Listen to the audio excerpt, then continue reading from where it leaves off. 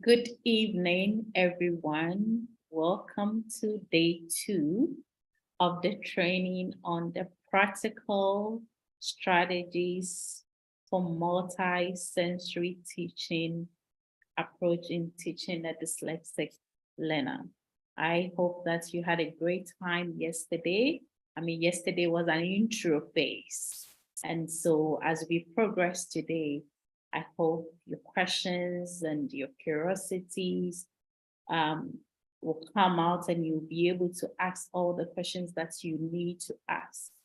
I say that the more you ask questions, the more in-depth the training gets. So don't be quiet and expect that the trainer will be the one pouring into you. She will have what she wants to pour into you, but then the questions will let her go into angles she probably didn't even think about. So once again, thank you for joining us for day 2 of this training. My name is Rosalind and I am with Africa Dyslexia Organization.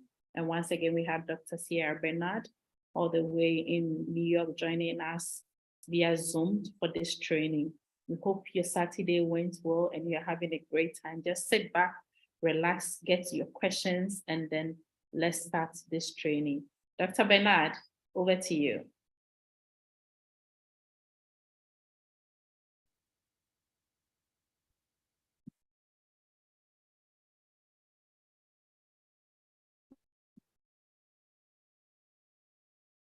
Dr. Bernard, you're muted. Can you hear me now? Yes. Yes, I was saying a good night rest pretty much cures everything. Yes. So we're happy to be back here today, and I'm hoping that you will truly get all you can and then can all you get. Save it up for when you need it. Okay? I almost said amen. Just habit, just force of church habit, you know? Oh, for those who don't know, I don't think I mentioned that I'm a lead pastor of a church. So just to put that out there. So if I mistakenly say amen, you know that's where it's that's where it's coming from. Okay, and you'll forgive me. Today, I hope you got a chance to look at some of the things that you were asked to download last night and you were able to download. Now, please don't tell me the dog ate your homework. Do they say that in Africa? The dog ate my homework? Oh, that's a big joke here in the United States. When somebody says the dog ate my homework, basically it means you're lying. Okay, so were you able to download the things that we need for, why does it say join audio? Oh no, I don't want to do that. Yeah. Okay, what were you able to download? Because we're starting off with the screenings and the questionnaires.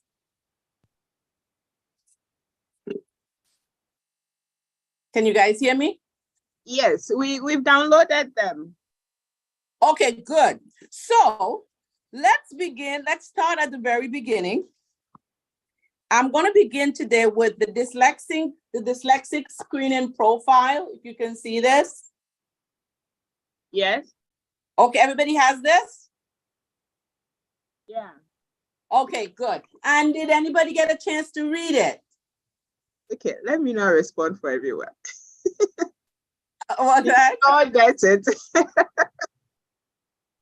Yes, I went with it. Everybody read it. Okay, sounds good. Sounds good. Basically, you're looking for these things in the child. And is there any question about this particular sheet that you want to ask me? Is everything clear? There's no point in me just reading it off, unless there's something that's not clear, then we can go over it. Anything? Is everybody good with this? They're like 4 pages, I think. The only one I'm going to go over with you is this summary, which is the last. It's another page. It doesn't really belong to this. It looks like this.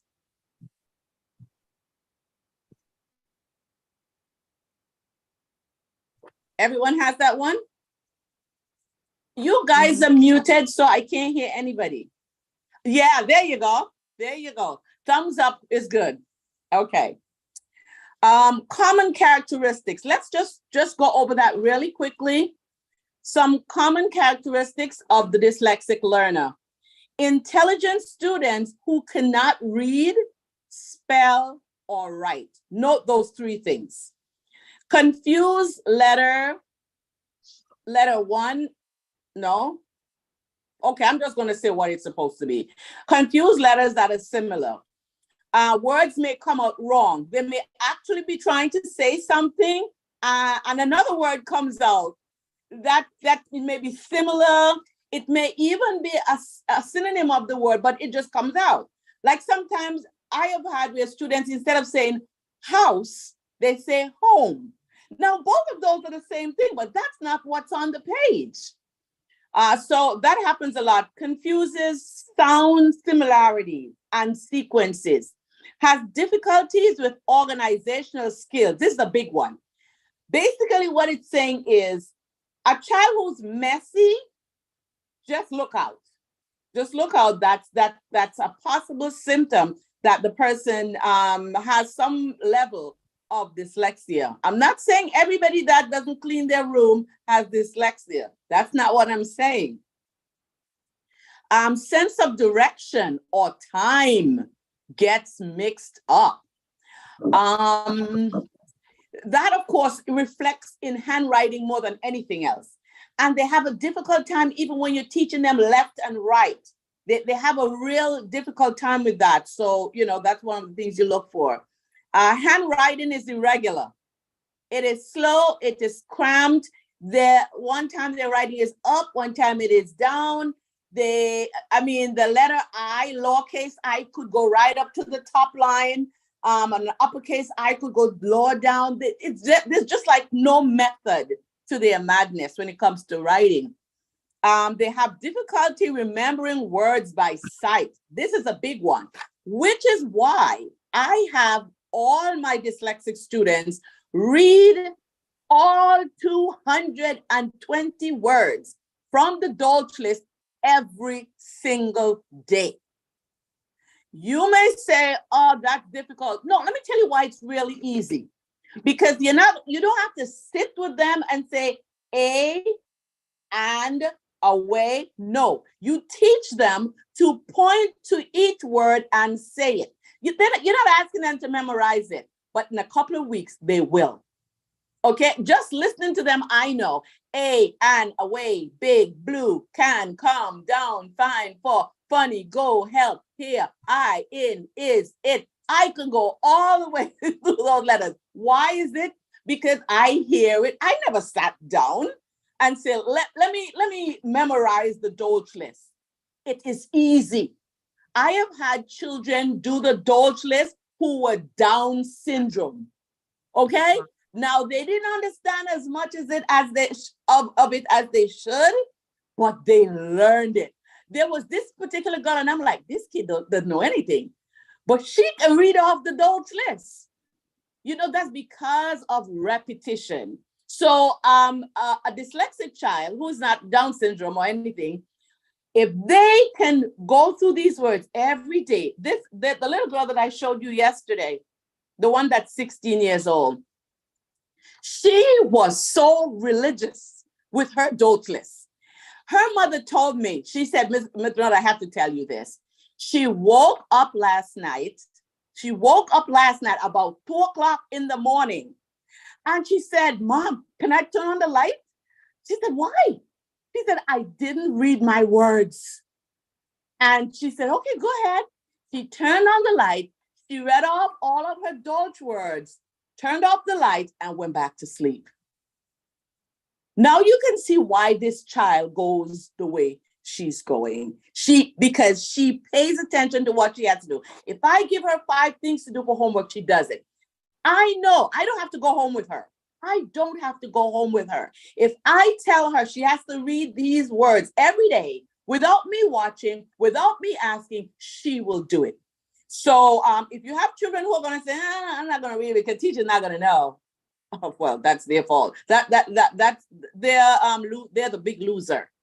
But if you can tell the parents, if you think the child is not doing it, you tell the parent, you say, hey, mom, is she or is he reading the words? I'm not telling you to sit and tell him to memorize them.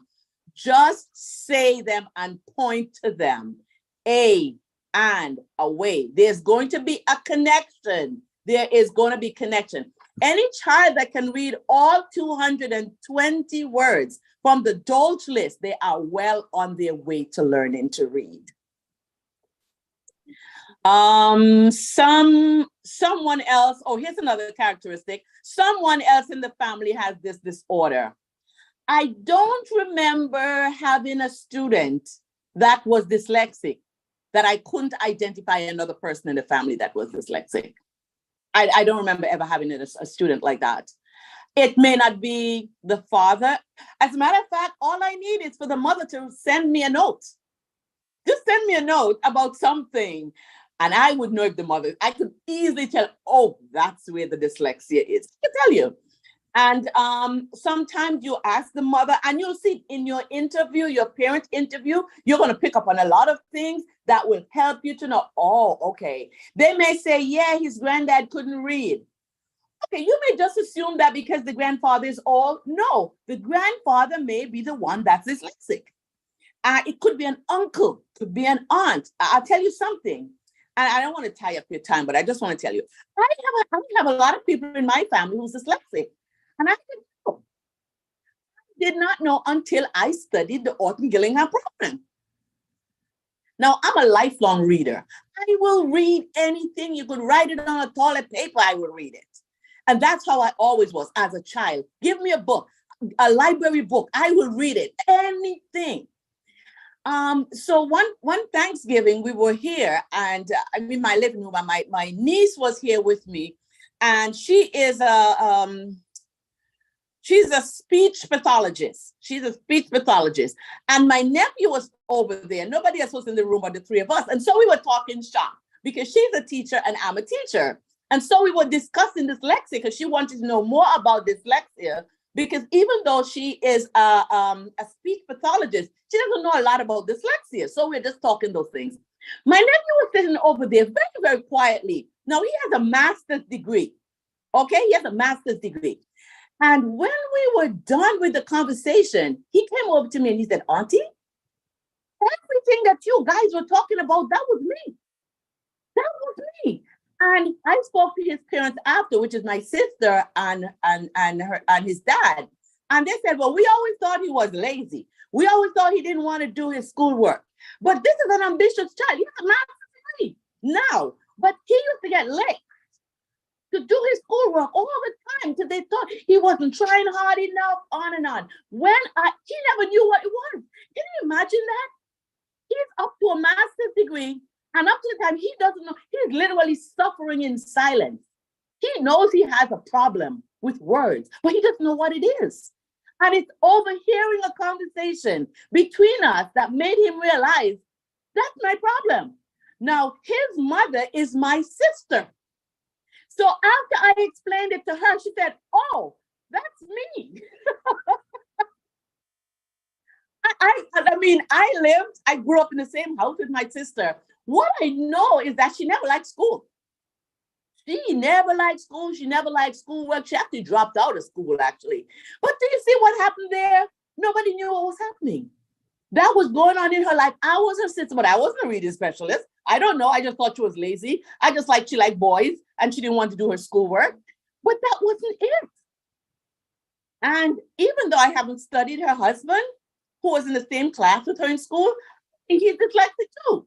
Because their daughter, who is my niece, I know for sure she's dyslexic. So, and I'm like, this is crazy. I'm kind of dyslexia in my family and I didn't even know. I met my sister. She's a professional pianist. She's a music teacher. And she was born left-handed. That's another issue. She was born left-handed. And of course, she used to get licks. Don't use that hand. Don't use that hand. You got to use your right hand. And so if you see my sister, she writes perfectly with her right hand. But anything that she has to do that needs strength, she does it with her left hand. And I was explaining to her, I was in Canada because she lived in Canada. And I was explaining to her because I was there for a dyslexia convention that they had. I mean, I met a lot of people with all kind of big names, people who wrote some of the books that we were reading. And I explained to her, because I said, this is what dyslexia is all about. And I tried to explain to her. And she said, wow. She said, and that's why she is into music. She's really gifted. But she understood from what I said, that's how she's been learning. And so I realized, my sister is dyslexic. Now I have another sister who passed away. She's left-handed also. Now looking back at all those things, I'm like, maybe she was dyslexic too. 2 years ago, I was in Antigua and I was talking with my brother, who's older than I am. And remember when I was little, he used to like to write things backwards.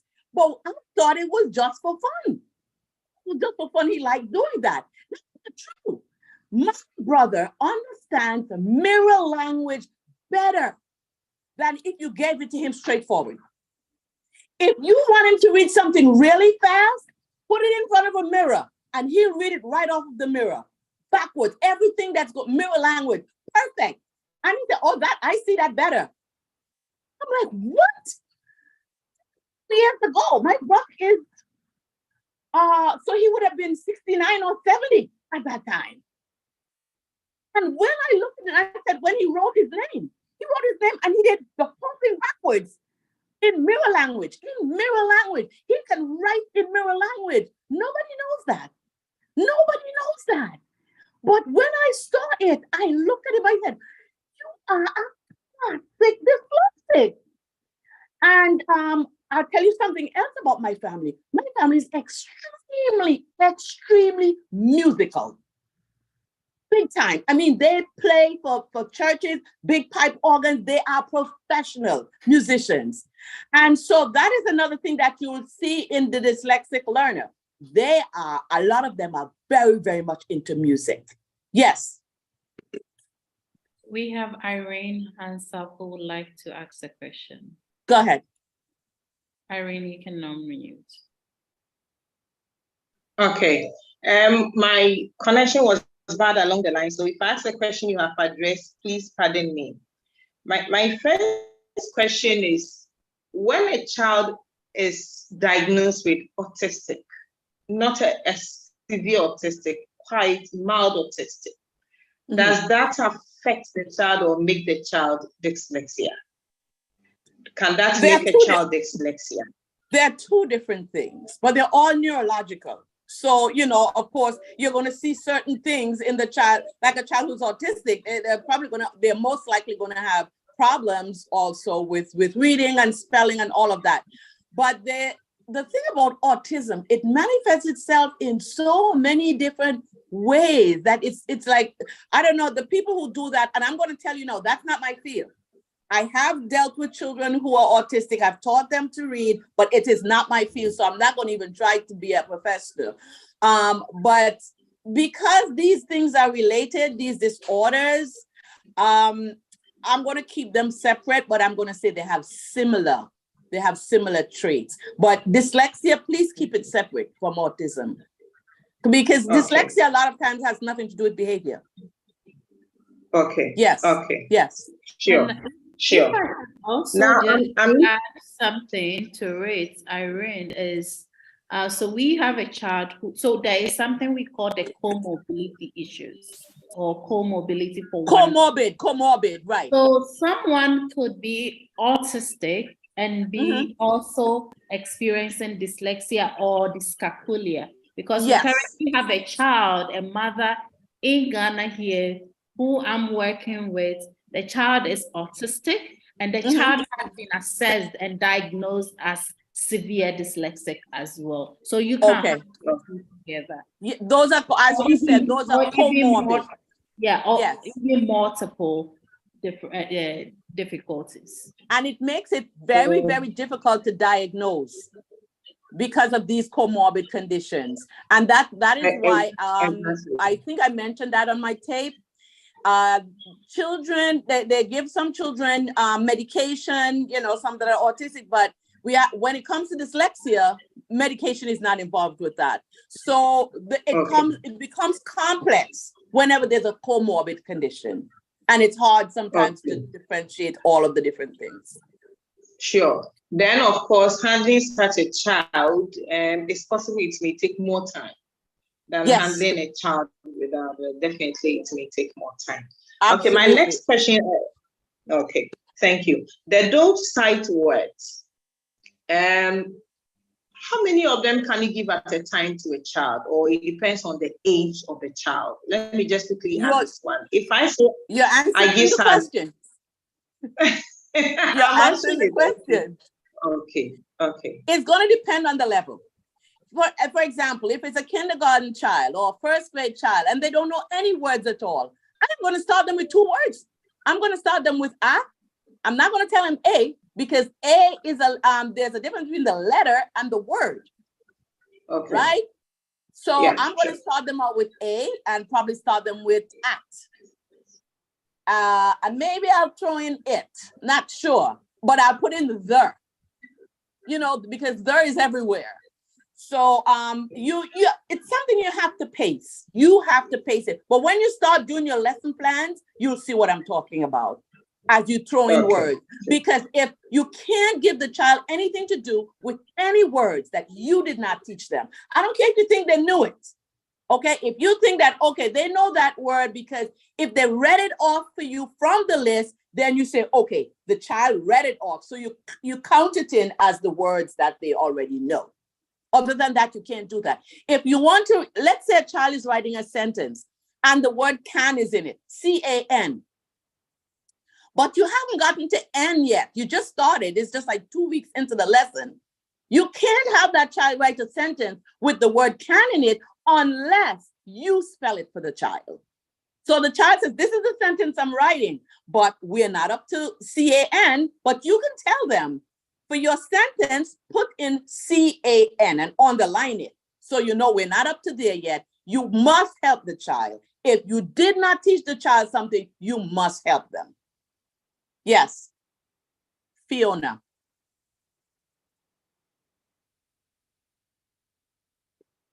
Somebody's hand is raised? I can't hear anybody. Thank you. I'm okay. You're welcome.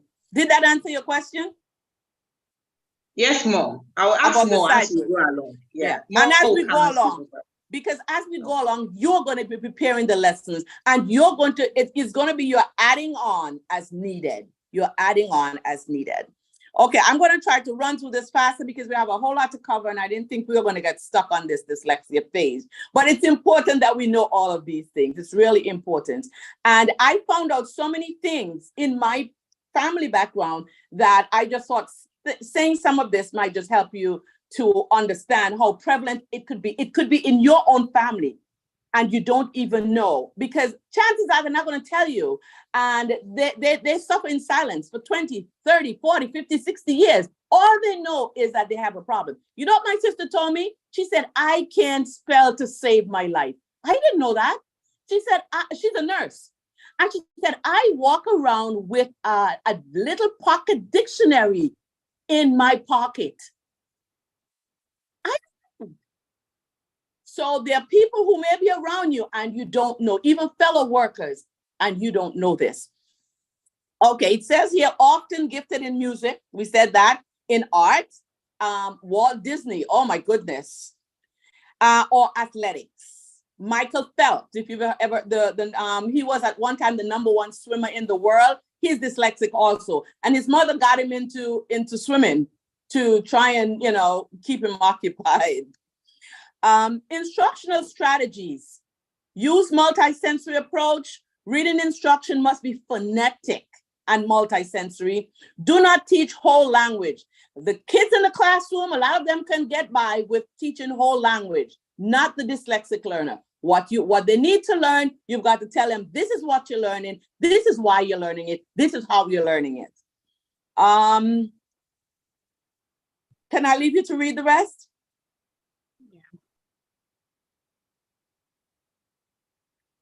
positive reinforcement, tape lessons in class. I encourage some of my children to tape things that they have to do for school. Tape it on their phones and play it back in their own voice. Avoid using timed tests. Well, we don't have that anymore. They used to have that in New York, where you had, certain time to do the test. And usually the children that had learning difficulties, they got time and a half. No more. No more. Take as long as you want. So even if all of the children are finished with the test in the morning and you are not finished, you come back the afternoon and you can finish your test. They give you as much time. In other words, if you know it, they're giving you the chance. They're giving you the chance to recall whatever information you have. They're not going to give you a low grade because indeed and in truth, you know it, but you need more time to do it. It's whatever. I mean, sometimes I have to do so much extra time with them, but I'm like, okay, if this is going to help them, this is what it's going to be. So extra time in your school, if you can, speak to your principal. Speak to your principal. Explain to them why this is important if they don't already know, and volunteer. Say, listen, can you give this person an extra 30 minutes? I'm willing to sit with them for that extra 30 minutes. If you can do that for a mother, if you can do that for a child, or ask them, there are people in the community who may be able to volunteer, maybe retired teachers, things like that, who are willing to sit and wait for this child. I'm skipping down shorter assignments. I'm for shorter assignments. When I used to be a classroom teacher, even when I was at library, I don't give homework. I know a lot of teachers love homework. I don't like to give homework. I'm teaching you in class. You see, a lot of teachers do all kinds of stuff in class that they're not supposed to be doing and talking. First of all, train the kids so that when you say be quiet, everybody is quiet so you can get to teach them. Because if you're going to sit there, be quiet, John, and you're talking to kids all the time, at the end of the day, you haven't completed what you're supposed to do. So guess what you do? Give them the rest for homework. I don't like to do that. You're going to sit there and you're going to do the work. We're going to get this work done. I'm going to organize my lesson that you can finish it. You're not going to fool around in my class. You're going to do the work. And I'm going to tell you when you're done, then you don't have any homework. Now you can go home and you can have fun. So I'm not a homework person. Try to give the dyslexic child shorter assignments and do not send them home with anything that you didn't teach them. I don't know if you guys do it, but teachers are famous for that here in New York. They'll send the children home with work. And when you ask the child said, I don't know how to do it. I said, didn't they teach you in class? They said, no. They send the kids home for you to teach them. I'm totally against that. Teach the children in school. And if there's something that you want them to review and to go over in order to help them, then that's fine. But don't make it a habit of giving them their schoolwork to do at home. Schoolwork is for school. Homework is for home. Allow students to use technology. We're getting more and more of this, and I think it's going to help them more and more. Model steps as you teach. Now, behavioral strategies. Provide constant reinforcement.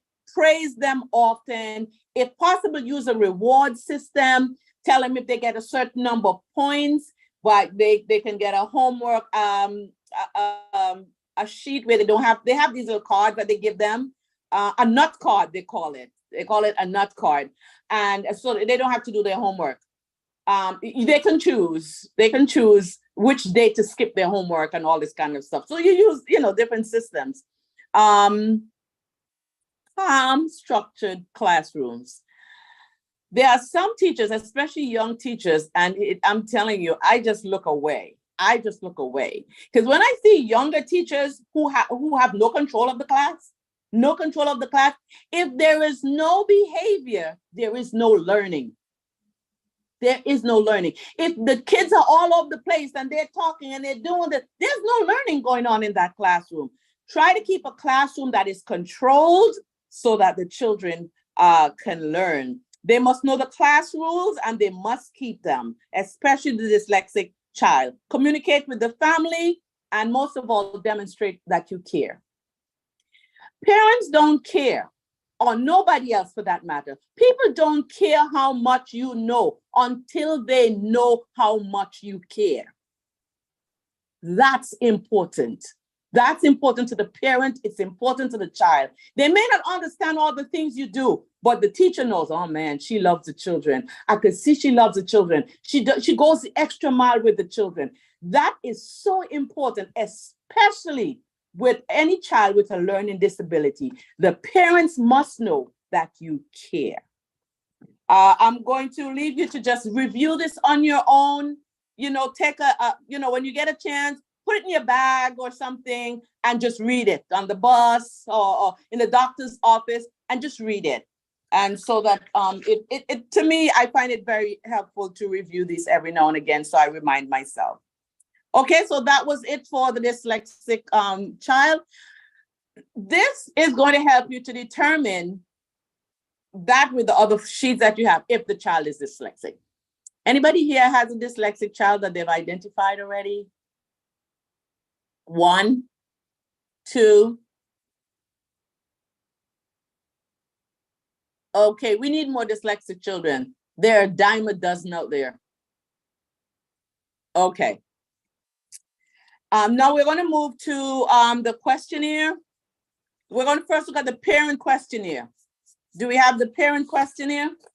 I'm not going to go through this today. This is for you to read, the parent questionnaire. You're going to find out a lot. You're going to find out a lot about your student. You need to know your student.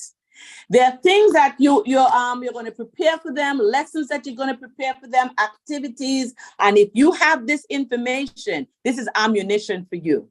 So you know what you're dealing with. You know what's going on with them in their lives, in their family lives. You know if they're from a single parent home. You'll know if they're being raised by a father alone or being raised by a mother alone, or just things about their parents that's now being reflected in the child. And as you learn those things, you'll be better able to address the needs of the child. The state of the child's health, that is super important. Super important. What about what problems do they have? Vision problems. Look, if a dyslexic child actually has a vision problem, boy, that's a real problem. You need to know that.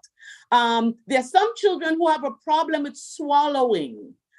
All of these things, they will come up here. Do they have nervous habits? You may see the child tapping on the desk and why is he doing that? Why is the child doing that? The mother may be able to tell you, yeah, he has a nervous habit of tapping. And I used to do that all the time when I was a little girl or when I was a little boy, the father may say. So a lot of things that you will discover from this will help you. When you do your case study, follow me carefully. You are going to do a case study on your child. And I'm going to give you like an outline of all the things that you need, like the child's history, their education, all of that. I'm going to give you an outline for what you have to do. You must prepare a case study for this child that you're working with. And this document is going to be like right at the beginning. This is what you need to know, the background of the child. Then we're going to go to the student learning survey. Do we have the student learning survey? There are 17 items. Yes. Yes. Fiona.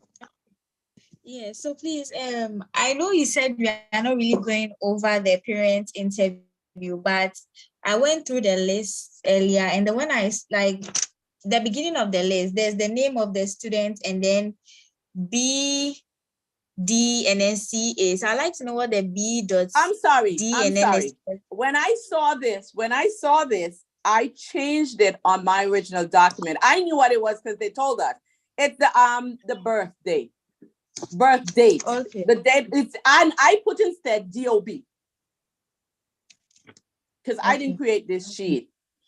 Date of birth, and then the CA is chronological age. So the child was born May 23rd, or let's say June 14, 1991. Okay, then you're going to just give me the age of the child. Tell me the date of birth, then just give me the age. The child is now 9.7, and that counts in school years, 9.7. If 9.1 or let's say 3.1 is the first month of the school of the third year in school. That's the first month. That's different to 3.9 or 3.9, that's the end of the school year. So it does make a difference. Any other question? Thank you. You're welcome. Any other question on this? Yes. You got to tell me how to say this. Iphioma? Iphioma? Is that it? E. Oh, Ethiopia. Okay. Okay. So We're gonna have some real phonics issues here. Go ahead. So I'm looking at these forms. Yes. I'm sorry because of my kids and my background. So I'm used to working with a lot of kids with special needs. So I know there was a question from someone saying autism and dyslexia, if it was related at all. Going through all these forms, it seems like I don't know if you come across the MChat form. That's the MChat is a form we use for parents to tell us about the history of children who are going to be diagnosed with autism. And from my personal experience with my kids, everything on this form, that's why I was going to ask if I use my daughter, who is about going to be 19 in November, for this. Everything is hitting home. Everything is hitting home because everything on this list I'm ticking off: the handwriting, the letters and the alphabets. She puts capital letters, she puts a small letter, everything is all over the place. And then looking at this form here, I'm just trying to help out people who are also here. Looking at this form, they were premature. They came out at 31 weeks. They didn't crawl until they were 18 months. She didn't walk until she was probably 2. The speech was delayed. I had to have speech therapists. On one hand, they said they were on the spectrum, developmental delay. So, in my mind, it's like there's a thin line between the autistic child who's mildly autistic and the dyslexic child. Because filling this form here, it's like it's a form I've come across every time we seem to have a psychological and evaluation that we have to do all the time. It's just questions are just the same. Did they walk on time? Did they talk on time? Did they talk? Did they start talking? Was there any form of illness? Was it premature birth? So everything seems to be the kind of pregnancy was. So looking at this form, everything is just everything is screaming out to me. So it's like I'm walking through a familiar road. Because I can see when did they crawl, when did they sit, when did they stand, when did they, it's all in here. So, so for me, it seems that there's a really, it's like intertwined. Overlap, of course, yes. because they're all forms of disabilities and they're neurological. Yes. So that's what I was just trying to say. Yeah, I thank you very much. Thanks for saying that. Anybody else on the history? Because there are 8 pages. So if I'm going through these 8 pages with you, you're not leaving here today. So you don't want to do that because I stray. So can we move on? Yes. I think Gifty has a question. Yes. Yes. Permit me to take you to the dyslexia screening profile. You broke up just now. Okay, so I said, permit me to take you to the dyslexia screening profile. The profile, the sheet. So I want you to take us through the form and so like name, DOB, grade, and everything. Okay, I'm not hearing you at all. Gifty, why Hello. don't you? Yeah. Can you hear me? Yes, now Okay, yes. yes. And when you shift away, we don't hear you. Yes. Okay, right. That screening profile, that sheet. We have. No. Is it just me? Is it just me? Wow. Gifty, don't look away. Don't look away. So bring the paper this way. Yeah. Okay. Yeah. Okay. Like hold it in front of you and read it because when you shift. Okay. Right. Am I clear now? Yes. For now. Right. So dyslexia screening profile profile, that document. Yes. Okay. So the instruction says that check all areas of difficulty observed or reported. So my question is that, for example, for oral language, delayed or inadequate, inconsistent patterns, articulation. Now, I would want you to explain what difficulties with sequencing means. Okay. I think it's no. If you look under it, it tells you difficulty with sequences, sequencing. That is, okay. If you tell them a story, they're going to be telling you about the story out of order. So they have problems with with putting things in the right order, right? Then they have problems with time. They miscompute the distance of time, how long ago something happened. Directionality is a big issue with them. That's why even as adults, they grow up and they make wrong turns and they confuse left with right. So these are you can see some of these in your students. Directionality in writing, that is a big one. Negation, interrogatives. Then we have stuttering, cluttering. Let me tell you something about stuttering. I had a student and he stuttered, and his mother can bear me out with this. This was a big issue with him. He stuttered. He wouldn't stand in class to read because he stuttered. I started him on this program. He was on this program for about 2 or 3 years, I believe. And the more he learned, the less he stuttered. When we got to the end of the program, because I had done 46 sessions with him, I think. And his teacher said to me, he said, you notice he doesn't stutter? You notice that he's not stuttering? And we realized, I mean, we didn't draw it to his attention, but then we realized, he's not really stuttering. And she said, he volunteered. He volunteered to stand up and teach and read in the class. And a lot of this goes on to as the kid gets older, because some of this you're not going to see in a little child. You're not going to see in a kindergarten, first grade, but as you go along and you're doing syntax, semantics, all of that, you're going to see that, but it's as you get, as the child gets older. Okay, so Dr. Bernard, yes. So that's more clear. So my final thing is, when you check all these things, what do you make out? How do you make meaning out of it? For example, can determine the summary as to how many checks will show that perhaps the child is showing signs of the number of checks. Maybe under all, if you have 5, it means the child is having if it's only 1 check, it means hopefully the explanation to the screening. That's what I would be grateful. You want to know the final analysis. Yes, exactly. How do you arrive at the final disposition? Yes. If you go through all of these, and I'm going to say, if the child is really dyslexic, they're going to have at least 1/2 of this, and 1/2 and upwards.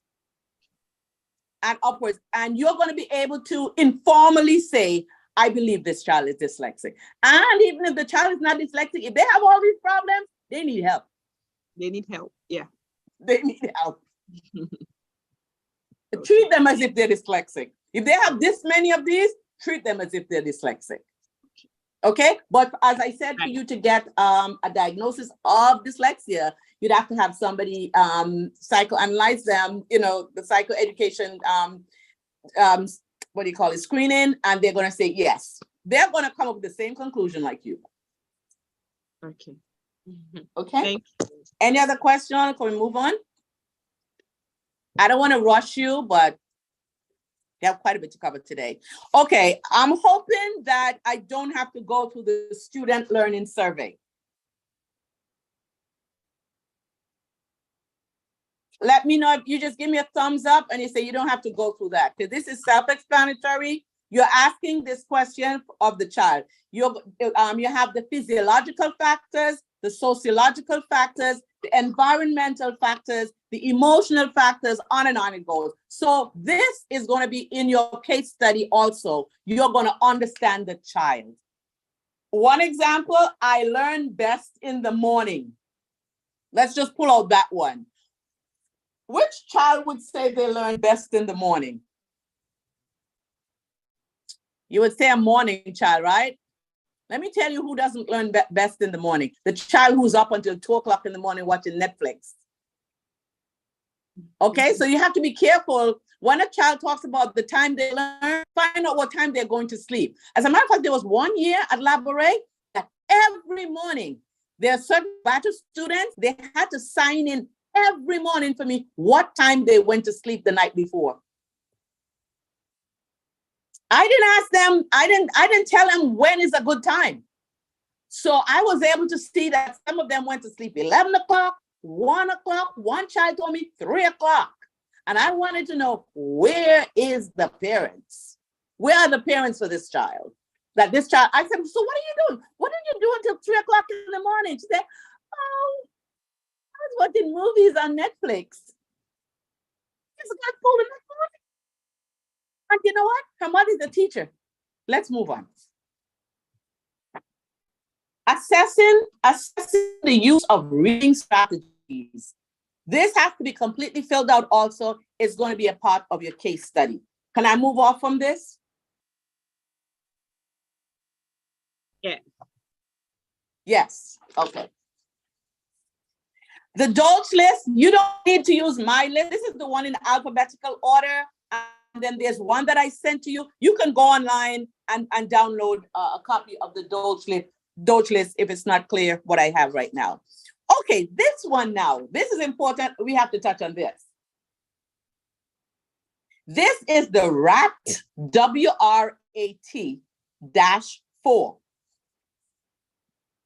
This is from this book here that you didn't want to have to do in graduate school. This book here. This book here. That's how big this book is, about 500 pages. All right. So I'm giving you the short version. This is the reading. They are reading the words. You are going to sit with the child. You are going to write on this paper, not the child. You put the paper in front of the child and you say, read these words. In fact, you get 2 copies, one for you, one for the child. The child is not going to write anything, but as they read from their list, you are going to check what they've done on your paper. Okay, this is crucial. You have to know how to do this properly. And you do it across. You begin here and you go across. Second line, across. Third line, across, all the way down. Now, if they get 5 words wrong in a row, you stop the test. 5 words wrong, you do not continue. They're frustrated, that's it, no more.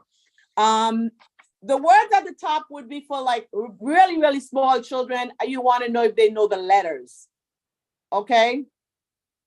That's different. But for anybody that's from 1st grade on, definitely. They're reading across from cat, in, book, tree, how, animal, here, spell, even, size, finger, felt, laugh. When you're done, when they get to the point of frustration, you write down the number that they got correct. Let's say they got 12. Only 12. They only got 12 words correct. You add 15 to that. It doesn't matter what they get because it means they got the first 15, which are the letters, right. So automatically you just add 15. So for a child who got 12 words right, their raw score would be what? What would their raw score be? 27. 27. What's that? 27. What's the raw score of a child who got 12 words correct? 27. 27. That's correct. 27. 27. If the child got 24 words right, what is their raw score? 39. 39. You are all brilliant. I'm not going through any more of this. Okay, so this is the one. This is important. This is how you're going to find out the child's reading level. Okay, this is the level. Don't make a big deal over it. We'll come back and we'll talk about all the grade levels. I'll tell you what the grade levels are, because this is what I'm going to do. I'm going to take their raw score. I'm going to find out their standard score. I'm going to find out the grade equivalent. And in fact, I think you have the first sheet with the grade equivalent. You have a sheet that looks like, I'm almost sure I gave you a sheet with the grade equivalent. I have a question. Yes. Why, if a child gets, for example, 10, go ahead, you need to add 15 to the score, making it 25? Why? Because the assumption is that they already know the letters 1, 2, 3, 4, 5, 6, 7, 8, 9, 10, 11, 12, 13, 14, 15, from A to Q. So for the child, let's say you're starting with a child that's 4 years old and they said A, B, O, S, and they stop right there. That's it. That's all they have. 4. You can't add 15 to that. That is the 15 up there. The assumption is you're starting with the words for a reading child. If you think you may have a question, just start them off with the letters and make sure they got the 15. But more than likely, they already have the 15. That's where the 15 is, these letters. That's clear to everybody? Yes. Is that clear to everybody? Where we got the 15? Yes. Or I can't hear anybody. Yes. Yes. Okay. Let me see if I can find that page. Yeah, okay. So that you have to master that. You have to know how to do that. Anybody else with any question? Not any questions. If there's another form that you use in your school or in your practice, your clinic, your department, and you want to use it to evaluate that child, and it's a standard form that's used, that's fine with me. I don't have a problem with it. Okay? You should have something like this. This would tell you the grade level for the child in science and math. For example, if a child's raw score is 34 in reading those words, the child got 34 total, they are at a 3.0 grade level. That's the 3rd grade. If they got 23 in sentence comprehension, that one you don't add anything to. You don't add anything to that. They're at the 4.5. Any questions you have on these, please ask me, because you have to understand it in order to properly evaluate the student. And then you go over to the spelling and you just follow it. After a while, it becomes like nothing. You know how to use this, But this is going to give you just the grade level. If that's all we want, then this is all the paper that you need. To do a complete case study, we're going to have to go into their percentile, their stay-9 scores, all this kind of stuff. I'm not sure how much of that we need right now, but you can tell the grade level from this.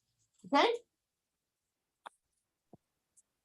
I'm going to just show you the other rat test quickly so that, these all go together. You're going to do this. We have a hand up. Oh, we have a hand up? Yes. Yona, go ahead. Okay, so please, you were saying something about the grade level. We'll match the raw score to what's on the sheets to find out the grade. What does the grade level mean? Is it like maybe the child is supposed to be 1, grade 2, or or the grade of the dyslexia? The grade, what? No, this is grade level. This is grade level. This is the child's functioning level in reading. Oh, okay. Okay, thank you. We're not making any allowances or anything. This is where this person is. And if you don't have this sheet showing the grade levels, please check your folder. If not, I'll send it over again to you. But you can't evaluate the student, their level for these subjects unless you have the sheet. The same thing with the math. There are 2 sheets here. You'll be surprised to know the high grades some dyslexic students can get in math. That's important to know also. So these 2 sheets, you do the same thing. You're not going to do these little things at the bottom. That's where they're going to get their 15 from. You're going to add 15 again. So you'll see it says oral math raw score and then the math computation. So if the child got 16 correct answers, you add 15 to it. And then you just go to that sheet and you see what grade level they are. Is that clear to everyone? Yes. Now, for these math problems, I'm going to give you the answers. Why am I going to give you the answers? I just want to make sure that you didn't make any mistakes because nobody's perfect.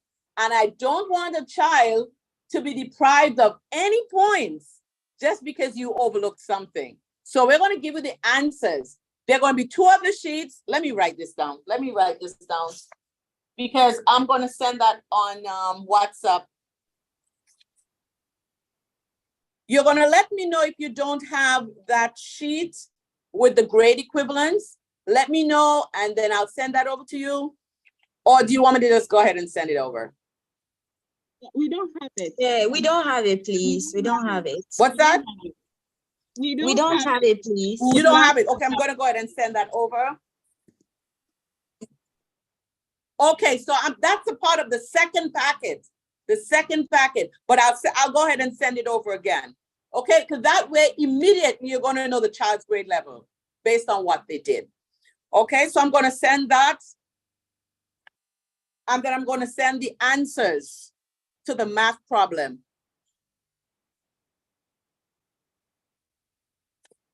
Okay. Then the spelling. You also got a sheet that looks like this. These are the spelling words.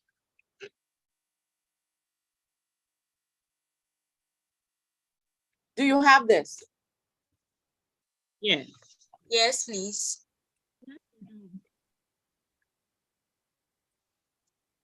Yes? Yes.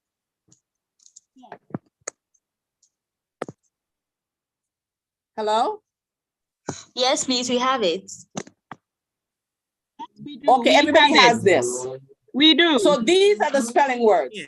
The spelling words go with this. There's a page with lines on it.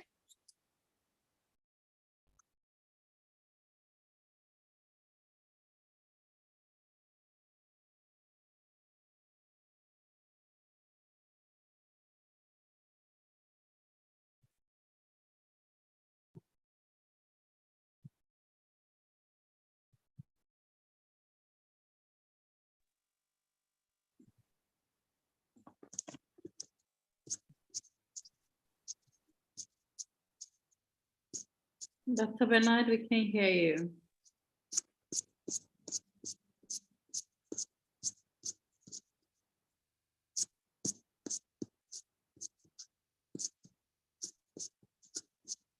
Dr. Bernard, we can't hear you. You're muted.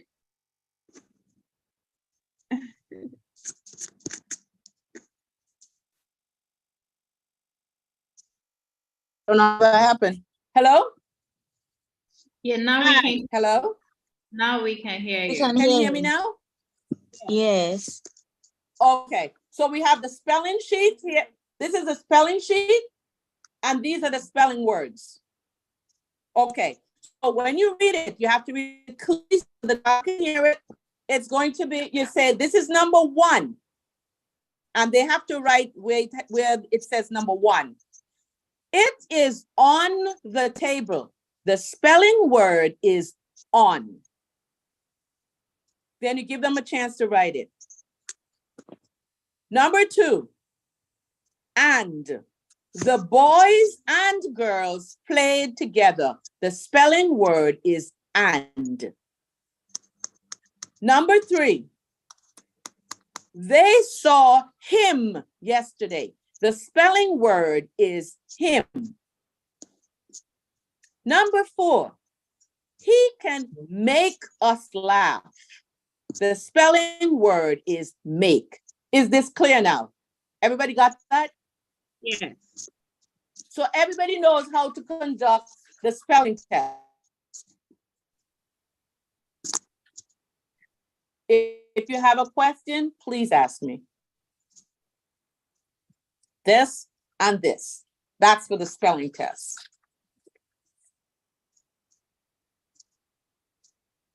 Any questions? Yes, I do. I don't need to. Hello?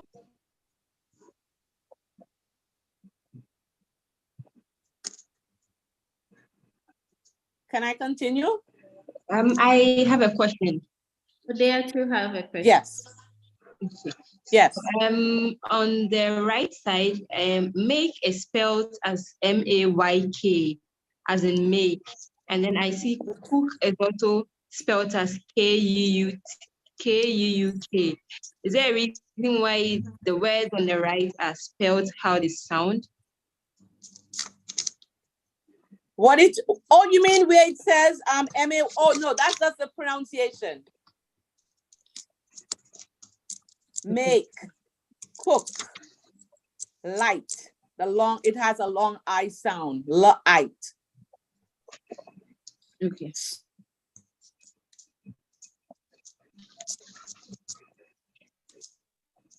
Dr. Bernard, I think we losing you.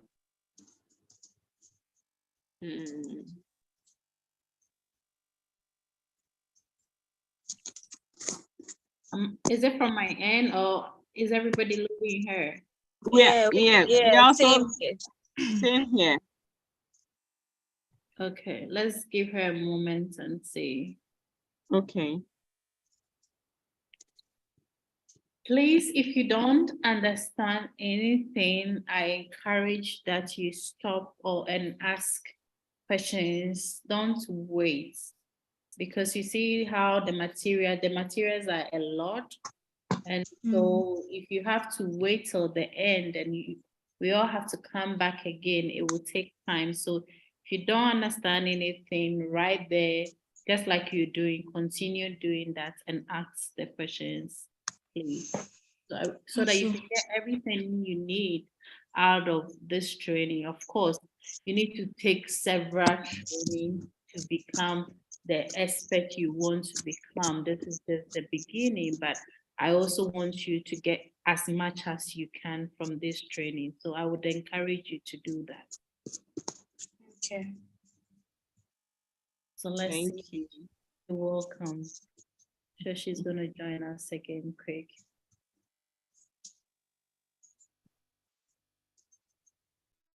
Is how she speaks okay? Is everybody okay with the speed at how she speaks? So, Ifeoma, you wanted to say something? I think the only confusing bit here is the materials.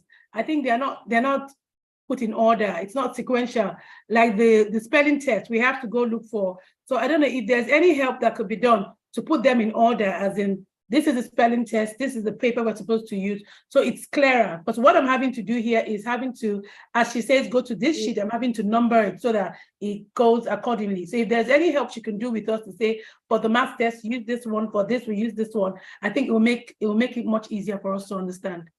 Fantastic. That is well noted. I will let her know. You know, our old age people, and getting technology scanning and all that. So she'll be happy to do it, and I'll inform her to do that for us. So let me check on her. Any other person? Yeah, I think basically that's it. And then maybe we could take I think yesterday we didn't take the 10 minutes break. So it was us just sitting through the whole 2 hours or even more.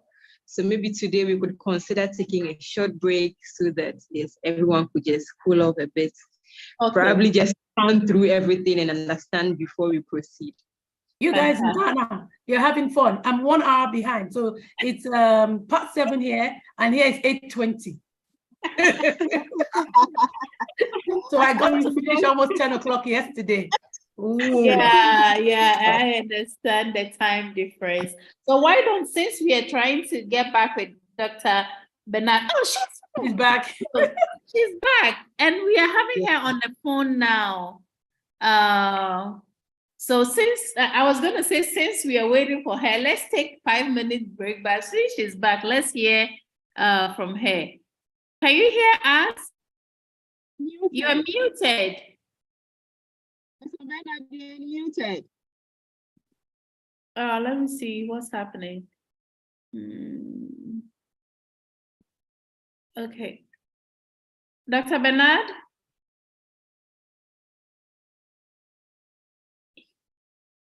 I didn't know US people, you have internet challenge like that. I was going to say that.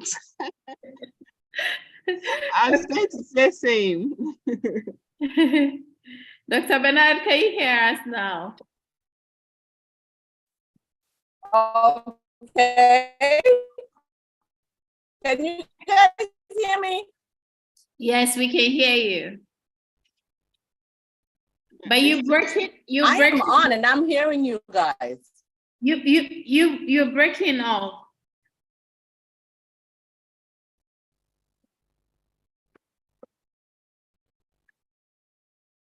The time goes by so quickly. I think we're having some internet challenge here. Dr. Bernard is African internet is powerful than the American one.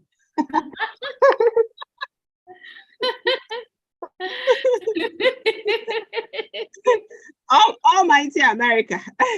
Almighty America. Let's see. She's re-entering. Challenge of virtual stuff. Yeah, it's normal. It's fine.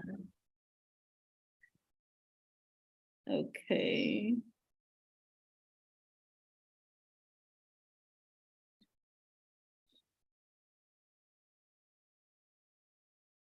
Dr. Bernard, could you position your camera? We cannot see your face. If you can hear me.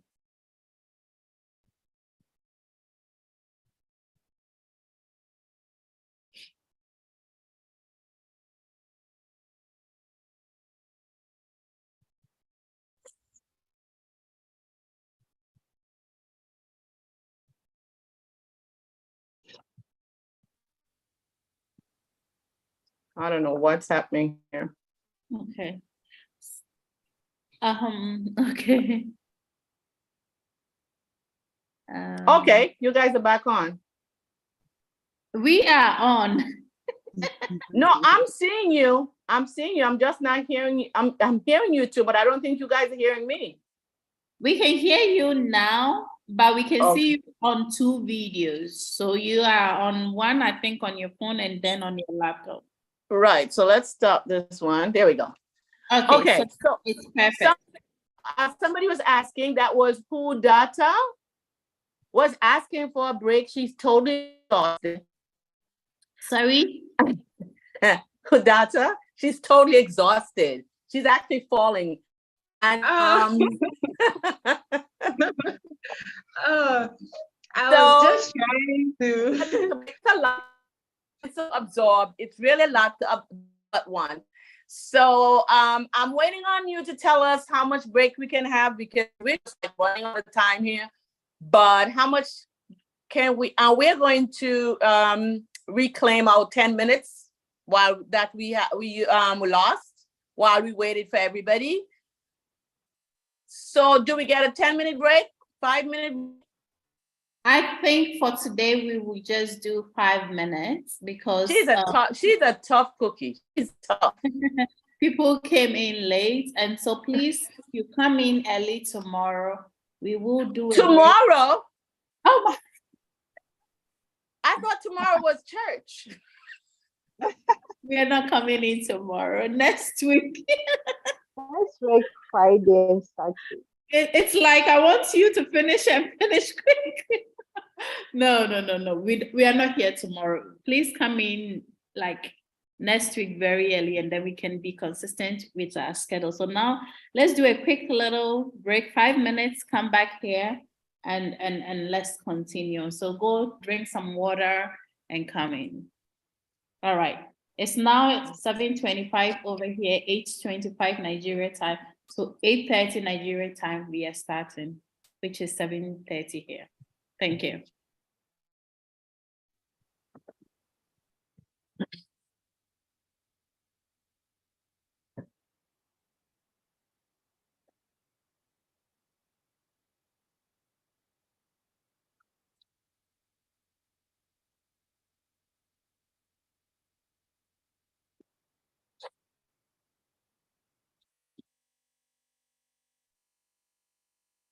Student interest inventory.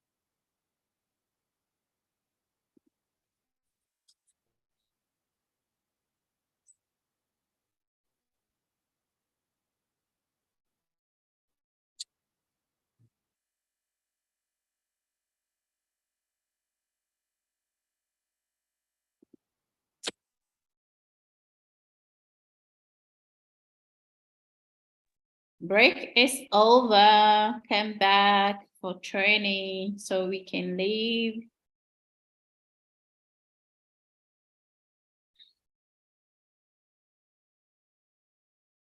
Break over.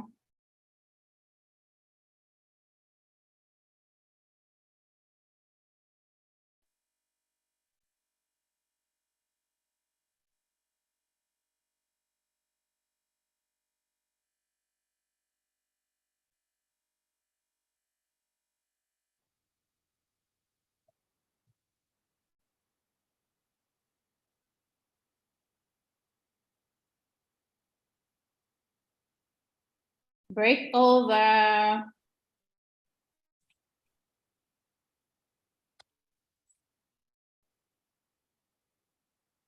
This is like a natural classroom. Break over.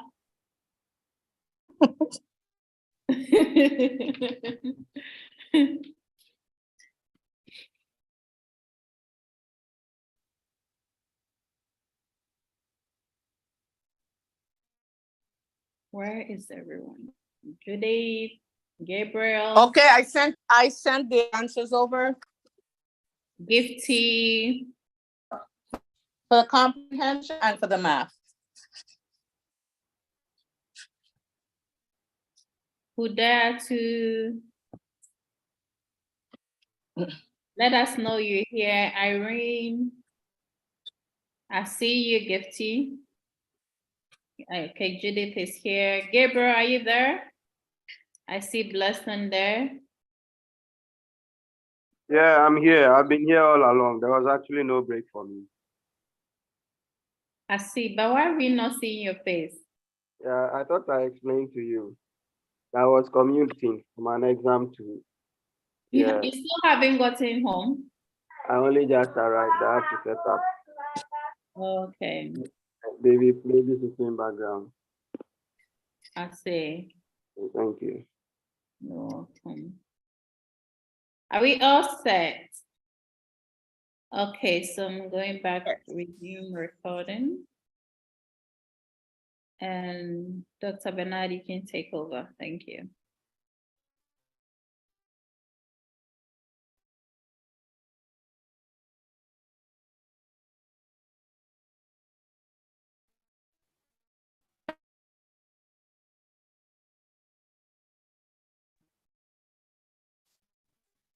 Dr. Bernard?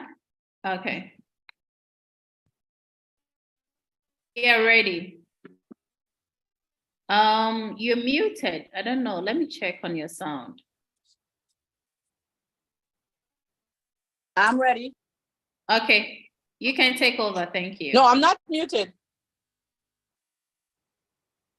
Yeah, you can take over. Okay. Can you hear me? Can you hear me? Yes. Yes, we can. Can you hear me? Yes?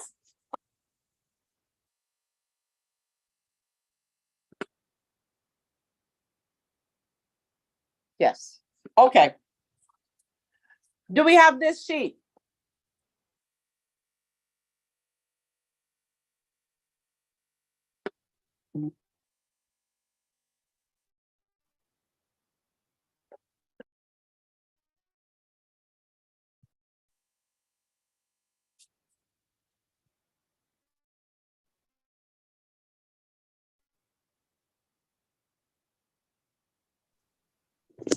Hello? Hello. Hello? Sorry, please. My light just went off on my end. Can everybody hear me? Yeah, we can hear you, Dr. Bernard. If you can hear me, just wait. Please, can. We can hear you. Okay. Does everybody have this one? Yes. Yes, it's actually in the documents I shared yesterday. Yeah. Yes. Okay, that's 4 pages. And I just sent you over the answers. It's clear. And of course, this one, you don't add anything. You start from number 1 and whatever it is, that's what it is. If you notice, there's nothing else here for the for small children or anything. This one, if you answer 9 questions, that's your raw score, 9. Please pay close attention to that, because you must know how to score each of these correctly. Otherwise, you're going to throw the child's grade level off completely. So is this clear to everybody about the comprehension? Yes. Yes, can I move on? Yes. Okay, thank you. Dr. Bernard, Yes. Bernard, we hear Yes. only yes from one person. And I feel we need to find out if everybody understands it, because it's only Fiona saying yes. Yes, but I'm asking them, just wave. Just wave. Just wave. That's all I need. Just wave, and I know you got it. Okay. I have a question. Okay, everybody. Yes. Okay, so please, I would like to ask about the first is it, I don't know how to call, is it like a chart or something? The one that has A to Q on top, the one that you add 15 if the child gets everything under the A to Q correct. I want to find out, please, what's that called? Is it called, okay, it's an assessment test, right? Or I don't know. How do you call that? What we used Fiona, to, I didn't hear. okay, so I said that form that has the A to Q, that when the child gets Not here. Hello, please, can you hear me? Yes, I can hear you now. Okay, so please, I was saying that the form that has A to Q, that when the child gets everything, like some of the things under correct, we add 15 to it. I wanted to find out, is it used to check just spelling or spelling and reading? It's a spelling and reading test. Which, okay, do you have a Is the one with the A to Q on top? I don't even know what to call it, whether it's a reading assessment test or reading charts. I don't know. The one that we add 15 to the child's score. When we're looking for the raw score. I'm just gonna pull it up and you let me know. Okay. This one is the spelling. Is this the one you're asking about? No, please. Yes, I think this one, but the one with the words and then the A to Q on top, that you add 15 for grading. Like, okay, hold on. I'll show you. This one? Yes, please. So this one is for spelling, right? Or spelling and reading. And what's no, this is reading. I'm sorry. Reading. It got cut off at the top. It's reading. Please write it in. This one is reading. Okay, it could not be spelling because these are the words. Yeah. These are the words that they're reading. You're going to have 2 copies, one for you, one for the student. And all the student is going to do is read off the words across until they get 5 wrong in a row and you stop. Okay, please. Okay, thank you. If you have any questions on this or any of the tests between now and next week, just send me a text in the chat. Just send me and I'll respond. If you're not sure, please ask. It's very important. If you want to stay back after we're done for 5 minutes for something that you didn't understand, please do, because I prefer for you to ask me than to do it wrong. Okay. And please, I have another question. Okay. So with the math test, the ones with the dark and the dots beneath, I didn't understand, or we haven't yet touched on it. You just showed it to us or something. No, that's the 15. Just add 15. That's the 15 that you add. The dots because we're basically dealing with children we're basically going to be dealing with children from like 1st grade, 2nd grade. So those are like assumed.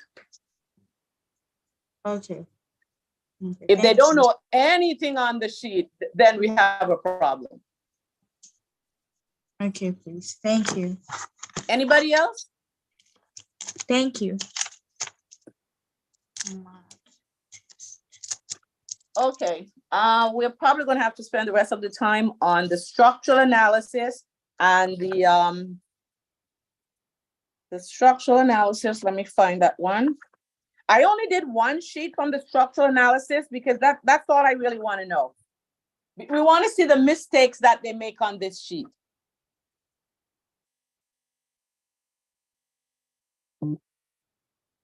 Do you have this sheet?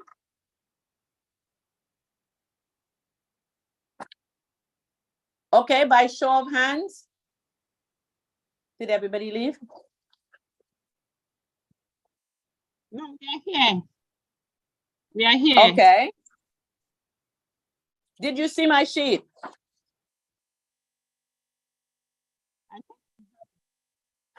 I'm not seeing anybody. No. Yes, I'm yeah, here. it's in the form. We are It's here. in the form.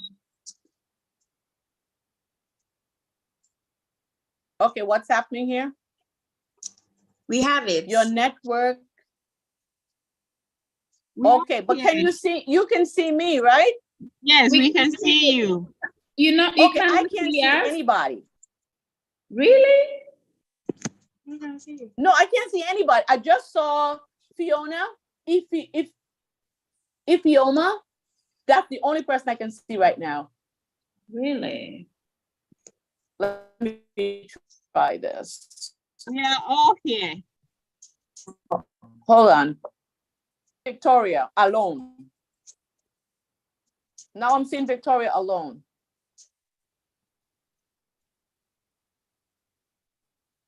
I see the names, but I don't see anybody. We Okay. can see you. Everybody's coming on one at a time. Not sure why. Okay. Can you see them? More people coming on. I Right. can see it There's a too. Jedediah. I'm not seeing who. Can you see us now?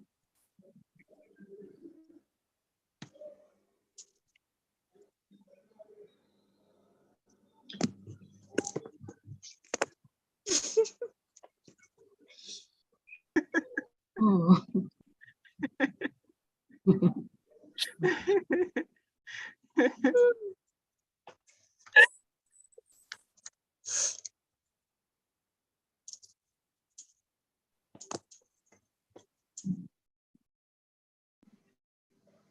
Dr. Bernard, we can't hear you.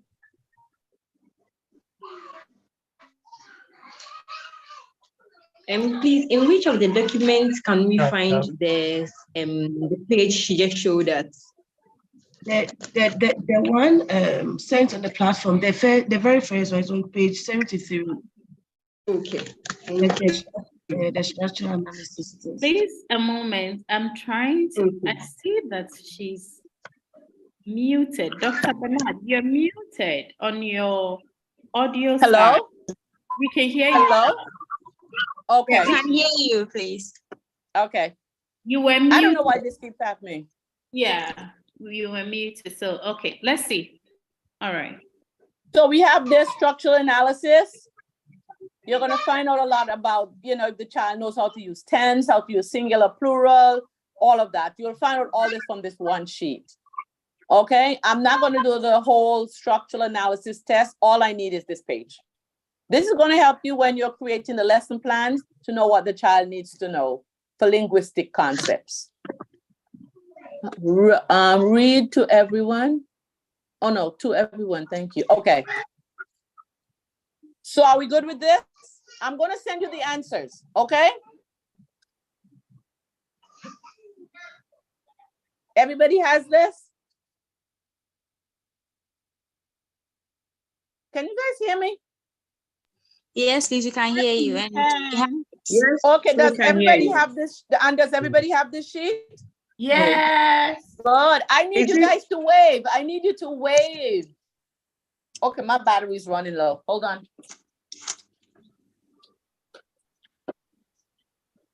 Hold on. My laptop is going to die.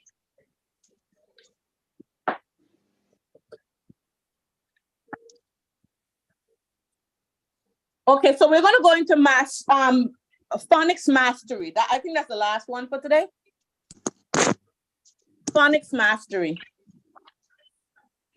Quite a few pages.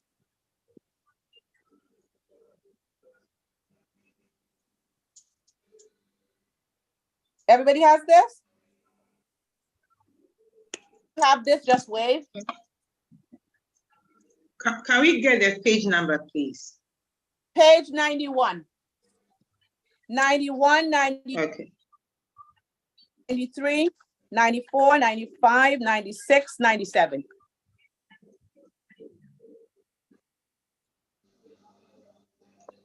Yes, we do. I think Yeah, okay. 1, 2, I think for 3, us, document. 7 pages. 7 pages. Okay. You're going to read the information. It's very, very clear, but let me just run through.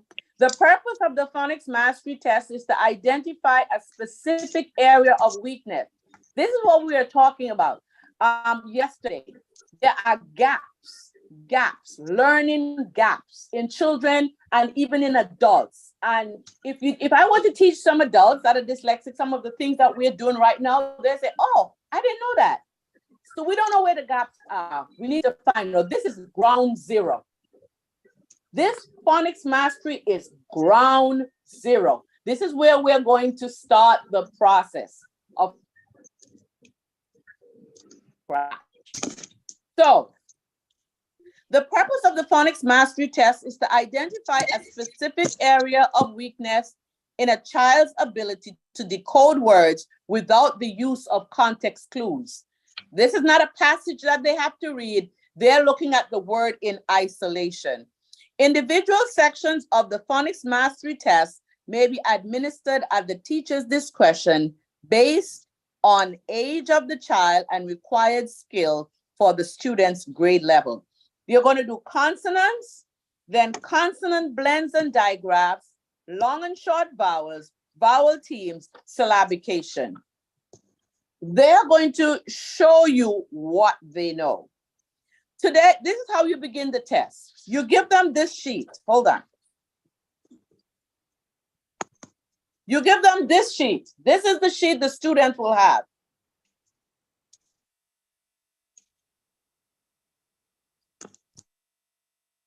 Today, we are going to see how well you know your letters and their sounds. First column, consonants. I will say a word. This is how you're going to say it. I will say a word. Listen for the consonant sound you hear at the beginning of the word. Write the letter on your paper. Follow this procedure for words 1 to 5 in column 8. Now I'm going to read the words. The words are on 94. And the first word you're going to say, for example, you're explaining to them.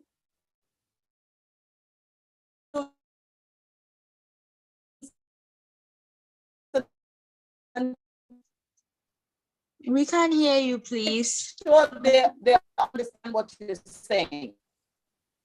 You cannot? Now we can. Your audio. My mic is on. Yeah, your audio keeps going on and off. So before whatever you said, we couldn't hear you. Okay. So this is the page that the student is going to have.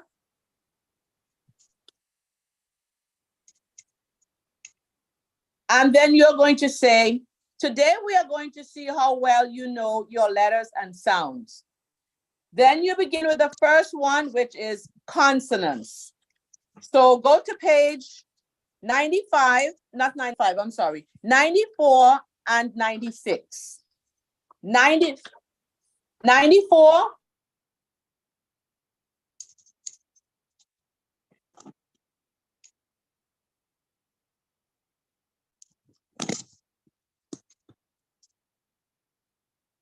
Dr. Bernard, we've lost you again.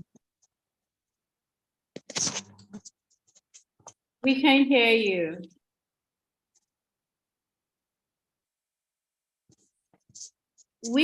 Hello, Dr. Bernard. I think she obviously can't hear us either. So maybe if we would text. Okay, let me call. Hold on. What's happening today?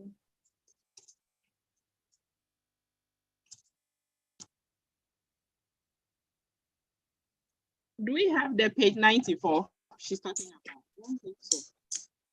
Oh, hours and on page. I think it's 69 on hours. Mm-hmm.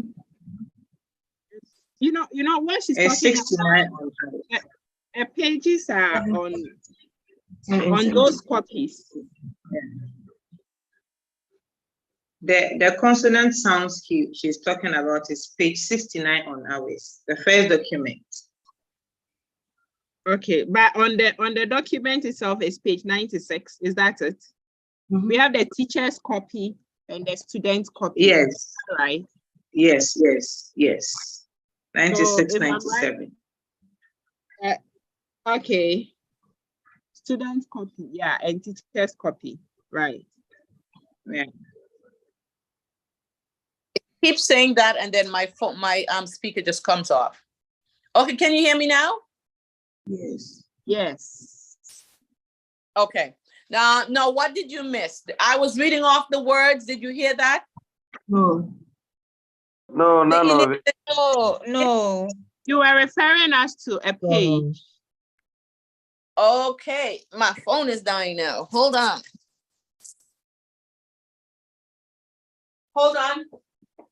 Okay. Maybe next time we should have a physical training. Mm-hmm. Yeah. True. Or I felt before she had wanted to do a recorded of this training, but I felt like for recording, you don't get the emotions and feelings and be able to ask questions. But now looking at this, we probably should have recorded and then have a session for Q&As. No, I think maybe today the internet just has a problem. We're fine yesterday. Yes, we were, yeah. Yeah, yesterday was good. So I think maybe the internet or something. Okay, can you hear me now? Yes. Yes. Okay, I'm wondering if my charger was low and that's why I was having problems.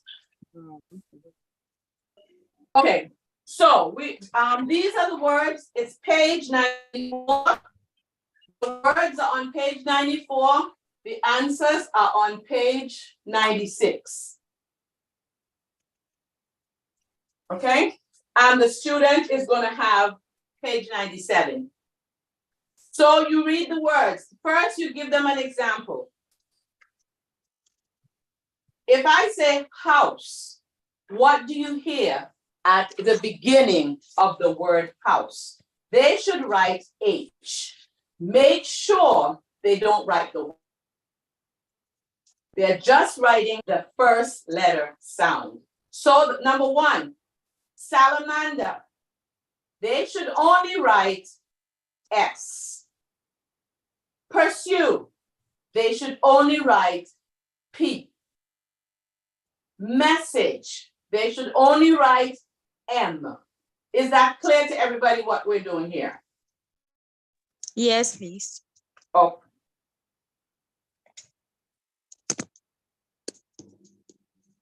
Okay.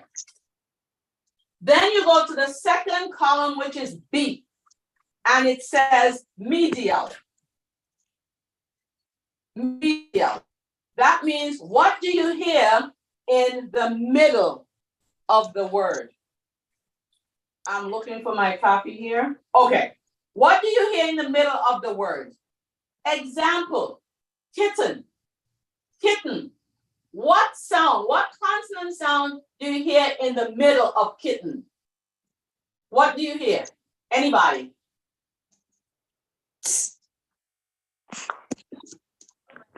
The sound of the letter? T. Okay, so I'm sorry. That's the example. I'm sorry, you're right. That's the sample. The letter is T, the consonant. Notice the first word is going to be colon. Colon. What do you hear in the middle of colon? What consonant sound? L. In the middle of happen. P. I want the letter P. The letter P, because they have to write They have to write. All they're writing is one letter. Number 3, lunate. What do you hear in the middle? N. Number 4, pattern. C. C. Number 5, prudent. U. D. Did somebody say you? D. D. The D. No, D. D. Teachers. D. D. No. What do you hear in the middle of prudent? U. No, it's only consonant. Only consonants. D. D. The D. The D. D. Okay. Say that again. Lament. M. M. Okay, we're getting better. Oh. Bugle. G. The G. Saber. B. B. Rifle. F. Provide. V. V. V. Okay. Now you're going to have the answer sheet. So not to worry. Okay? Not to worry, you're going to have the answer sheet. For the number, we're moving over to the C column. It says final. That's on page 94. C is final. For example, bus. If I say the word bus, what do you hear at the end? What is the final consonant? What would that be? S. Okay. Letter. We can't hear you. Okay. Better? Yes. Okay. Brag. G. G. Felt. T. T. Margin. N. N. Black. Forget about the word. Forget about the word. Margin. N. Black. P. E. Shelf. F. Scrub. B. Hill. D. Fork. L. K.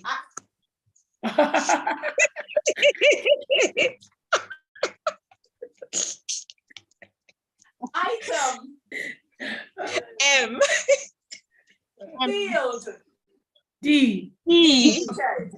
Okay, this one's a little more tricky.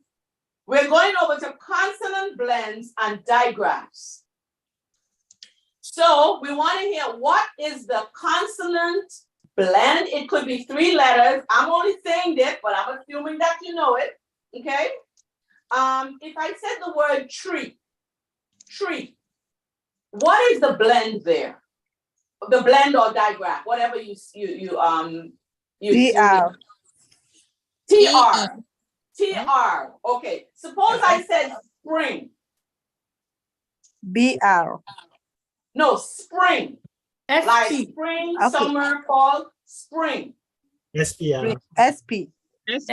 Somebody said SPR. Thank you. Okay, for this one, it had 3. So if it has 2, you give me 2. But if it has 3, you got to give me 3. Okay, let's go. Whistle. WH. Shield. SH. FH. Plastic. TL. PL. Dribble. Yeah. DRI. PR. Smile. Say that again. SM. Smile. FM. SM.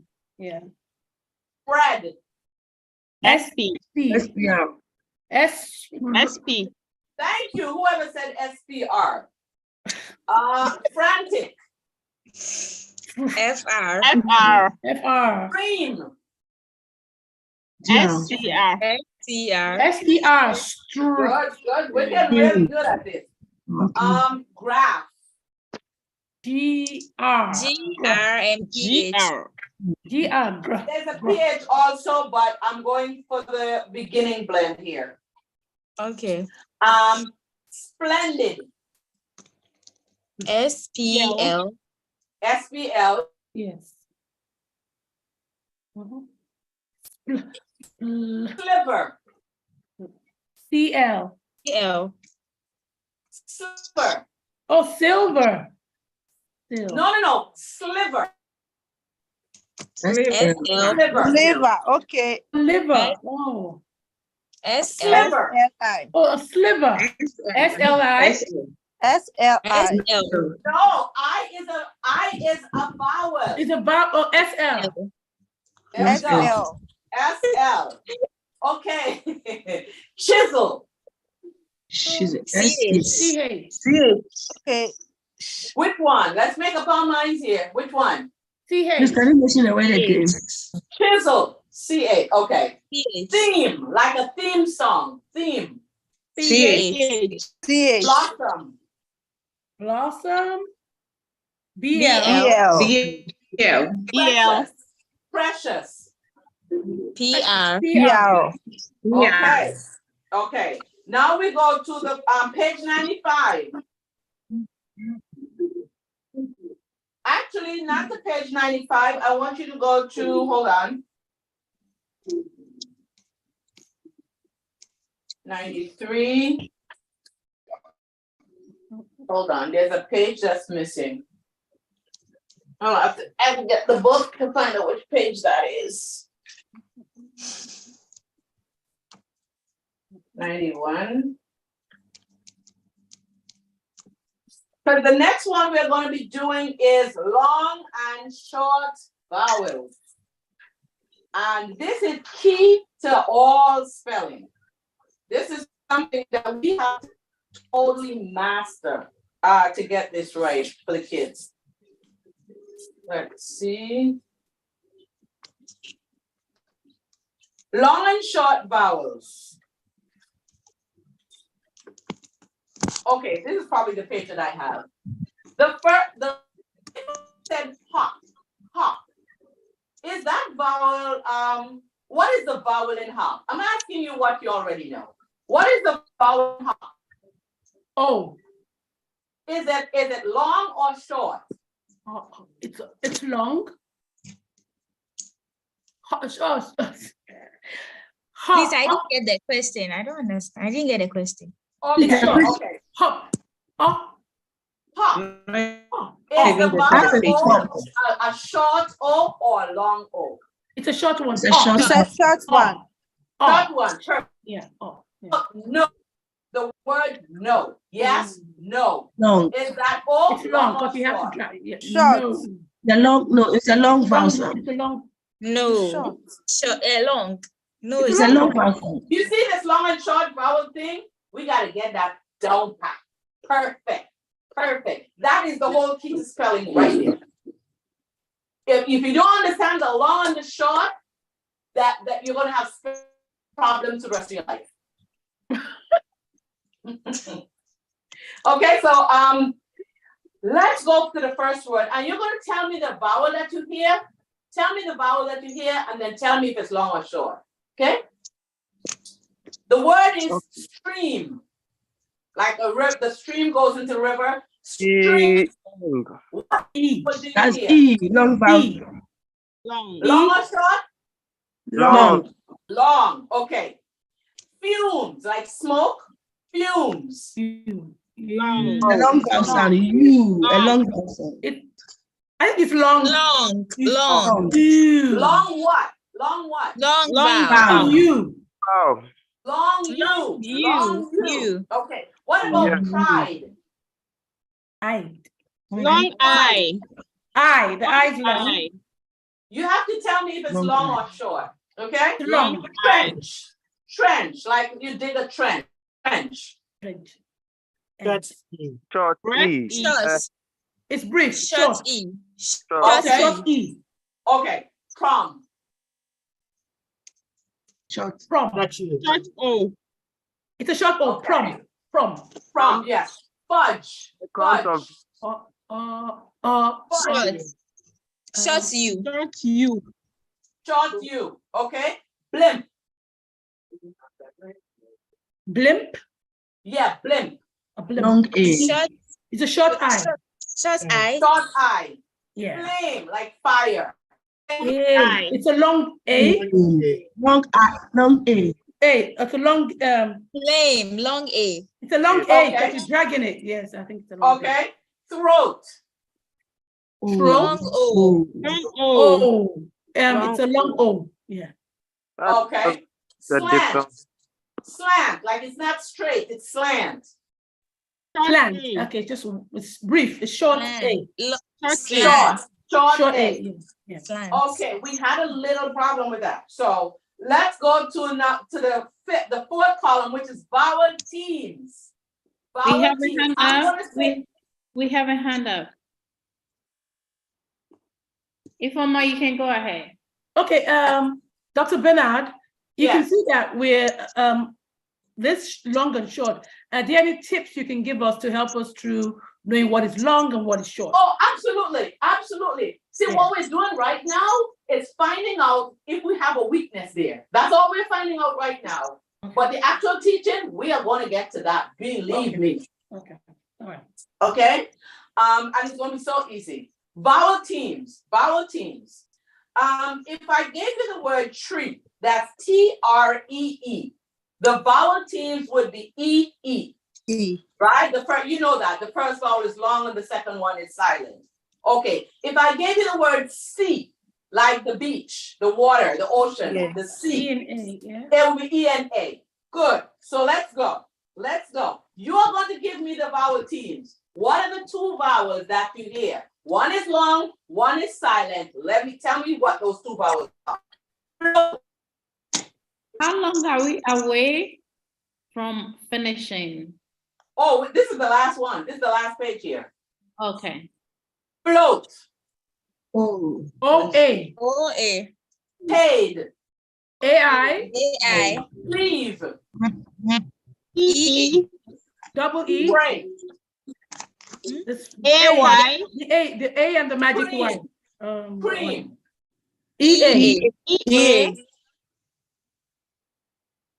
Bright Oh, oil. this is the boy. Oil. That O and I. The What is oil. it? O-I. On Oil. I.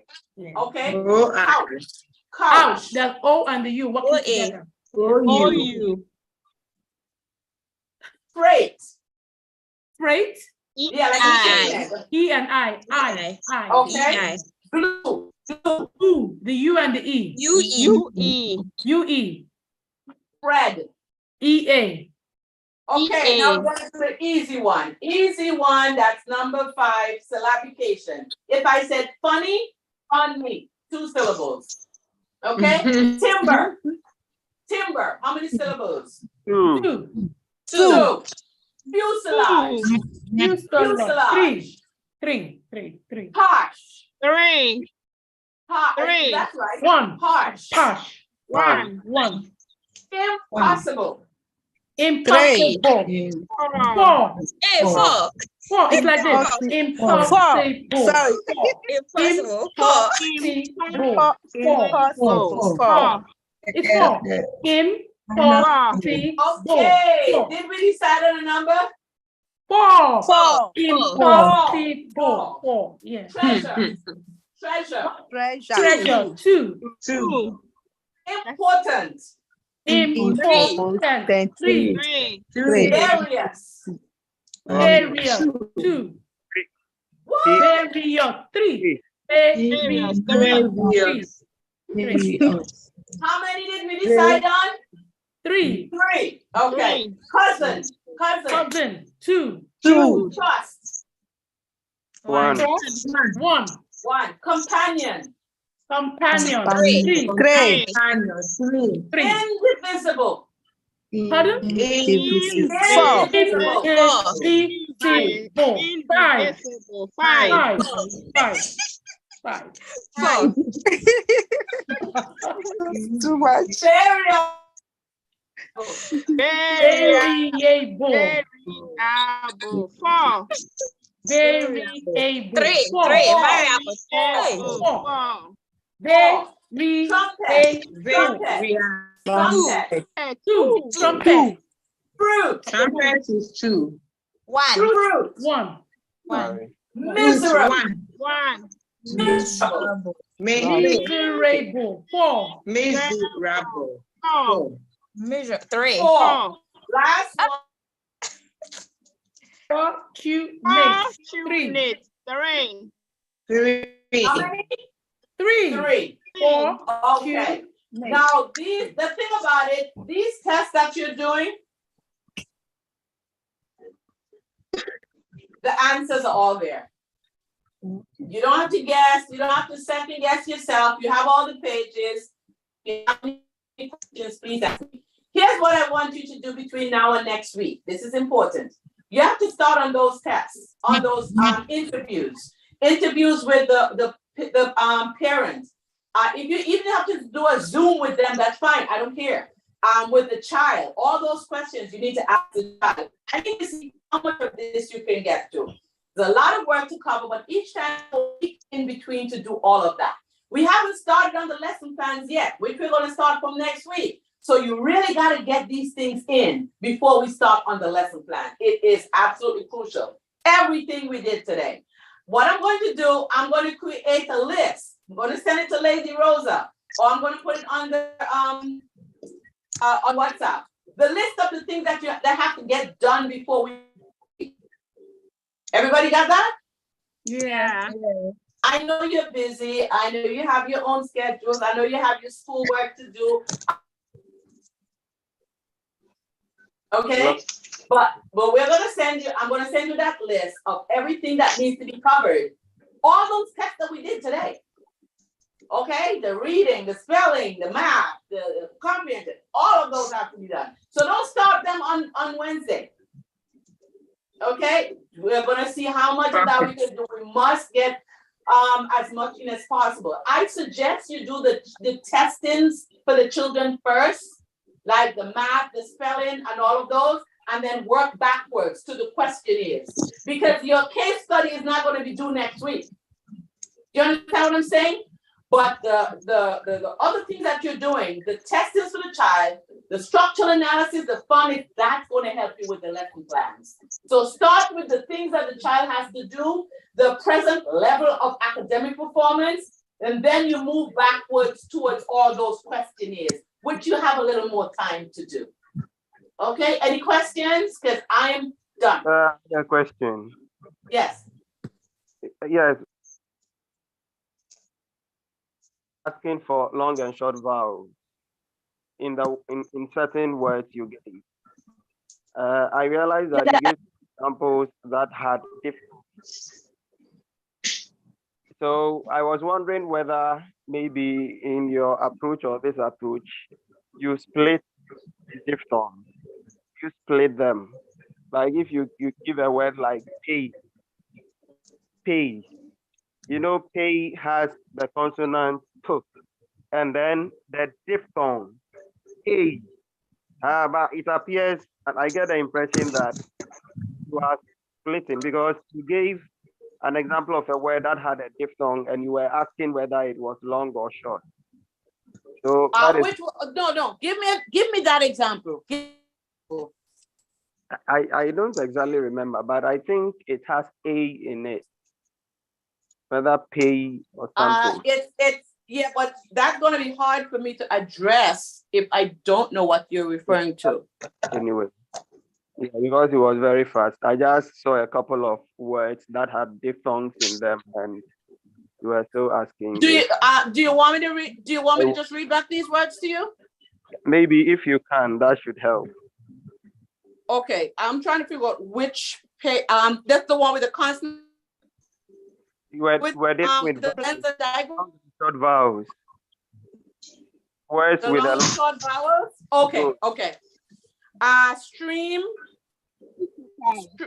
Let's look for diphthongs. Okay, vowel teams. The vowel teams. No, not vowel teams. Still on long and short. You can okay, these are the words. Let me read off all the words for you from the long and short. Stream, fumes, pride, Trench. Pride, for instance. Pride. Yes. Yeah, Yes. I. This is a diphthong.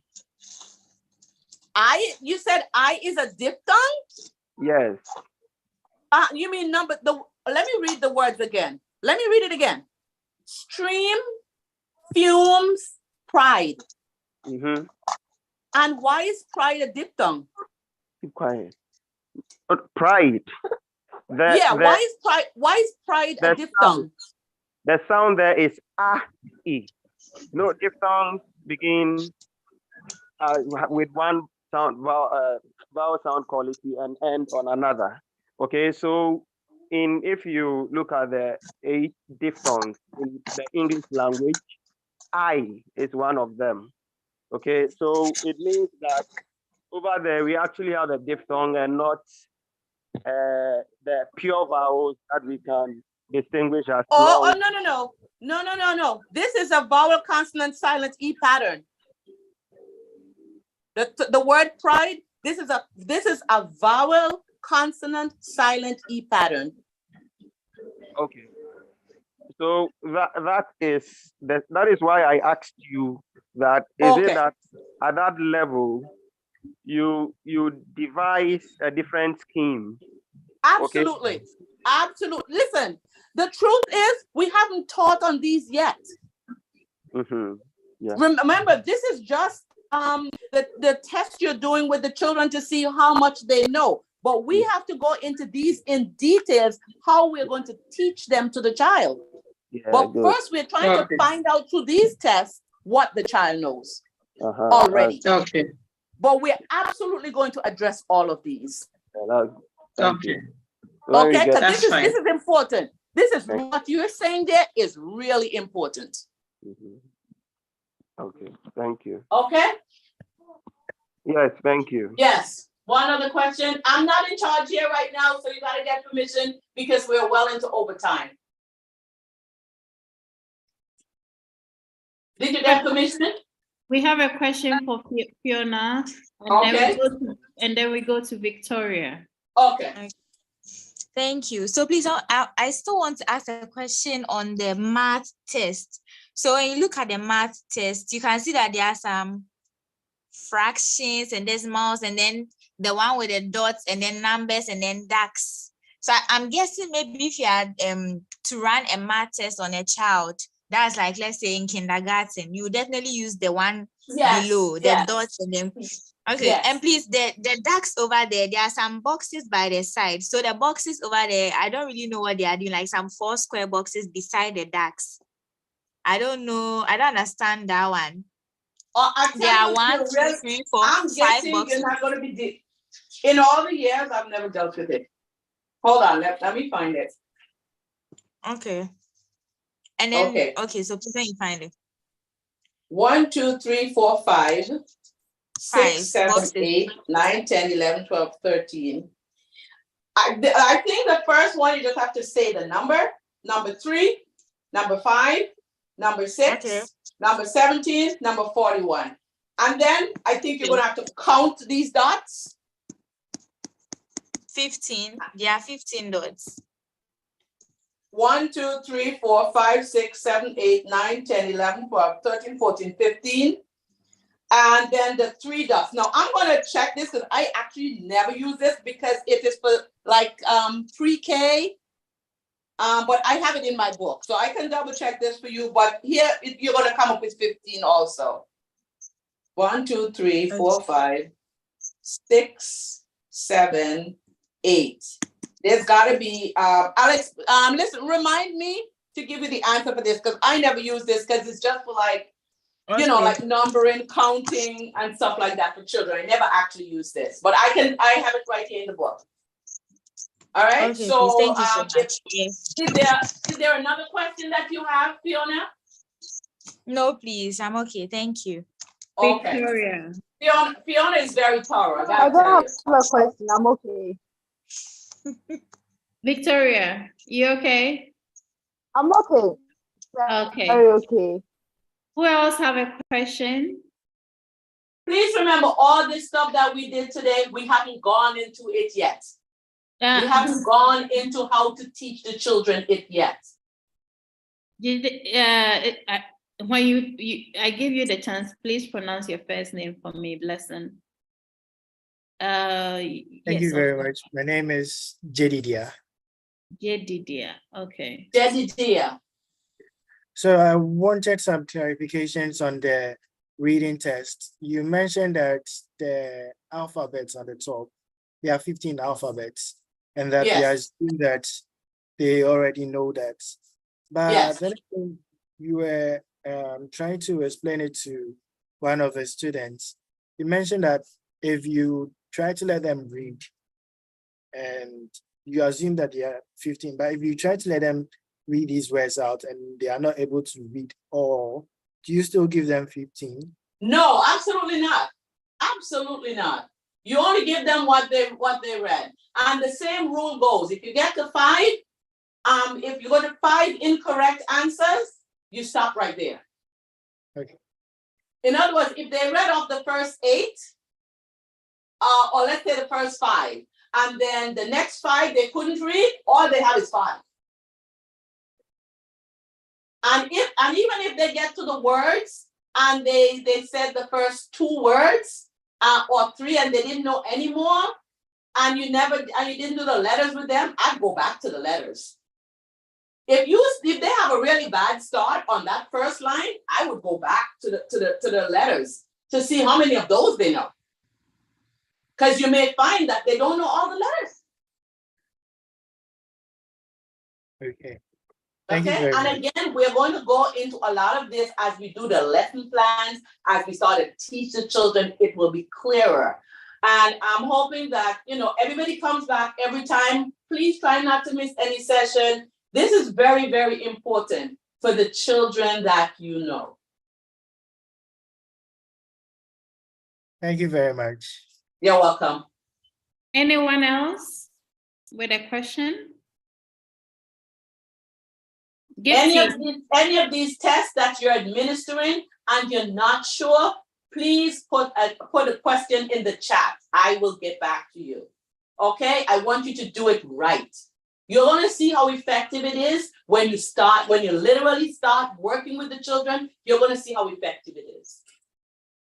Okay, Gifty, go ahead. Yes. Okay, so I think the class is getting more interesting when it's getting late. I know. Yeah. Ifoma will be very angry with us. Yeah, so Dr. Bernard, you see we don't have all night. Yes. If you say that if they get 5 wrong in a row, do you mean that, for example, if the child is able to say A, B, O, then gets SERTH wrong, then you stop. You don't continue. No, you go back to the last one that was correct. Okay, you go back to the last one that was correct. Oh, yeah, I'm not giving them those 5 that they got wrong. Okay. Okay, but I think when you were explaining, I heard like, if they have 5 words wrong, you stop the test. Did I hear something? You stop like the test. You stop the test, but you only score them up to the last one that they got correct. Please ask the question. Please ask. I want you to be clear on this before you go, if possible. So for example, yeah. No, so for example, a child says A, B, O, S, E. Then for RTHUPI, the child is unable to do that. Are you saying after the child says A, B, O, S, E, Hold R? on. I don't have the letters in front of me. Let me see exactly what you're asking.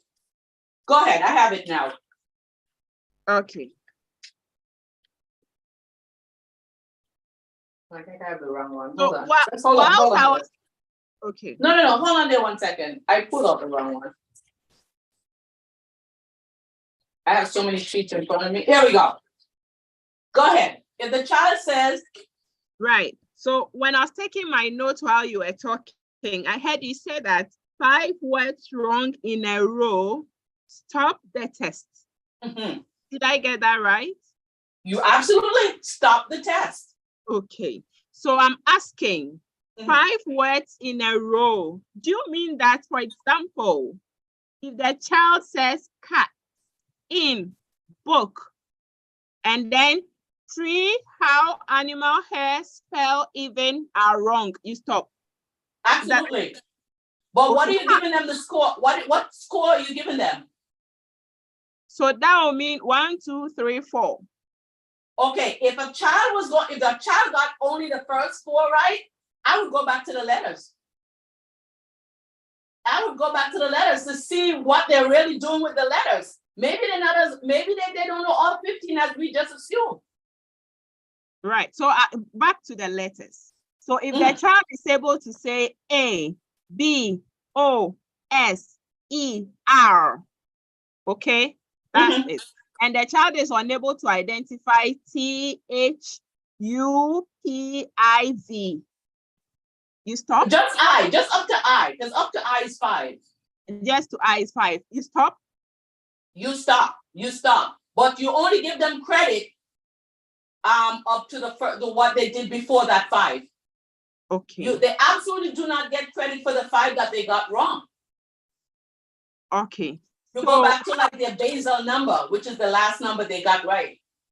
Okay, Dr. Bernard. How about if the child says A, B, O, S, E, R and is correct, but gets T, H, U, P, I wrong, but is able to identify Z? Whoa. No. You already got 5. How many after that one? 5. So wait. Okay. Where did the 5 wrong one end? I. Okay, why would you give them? Why would you even continue to be? How would you know that they can do B? Because you already stopped the test at I. How would you know that they know V? I'm assuming that they have this in front of them too, right? Right, but you stopped the test at I. You told them stop at I. I don't care if they know B, Z, J, Q. You stopped the test at I because that they did 5 in a row that they didn't know. That's where you stop the test. They don't get to skip over. Oh, if they got 4 wrong, yeah, they can continue on. No problem. But if they got to 5, they don't even get a chance to see if they know V. Those are the rules. The 5-10 rules. I get it. Okay, good. Gifty, you understand now?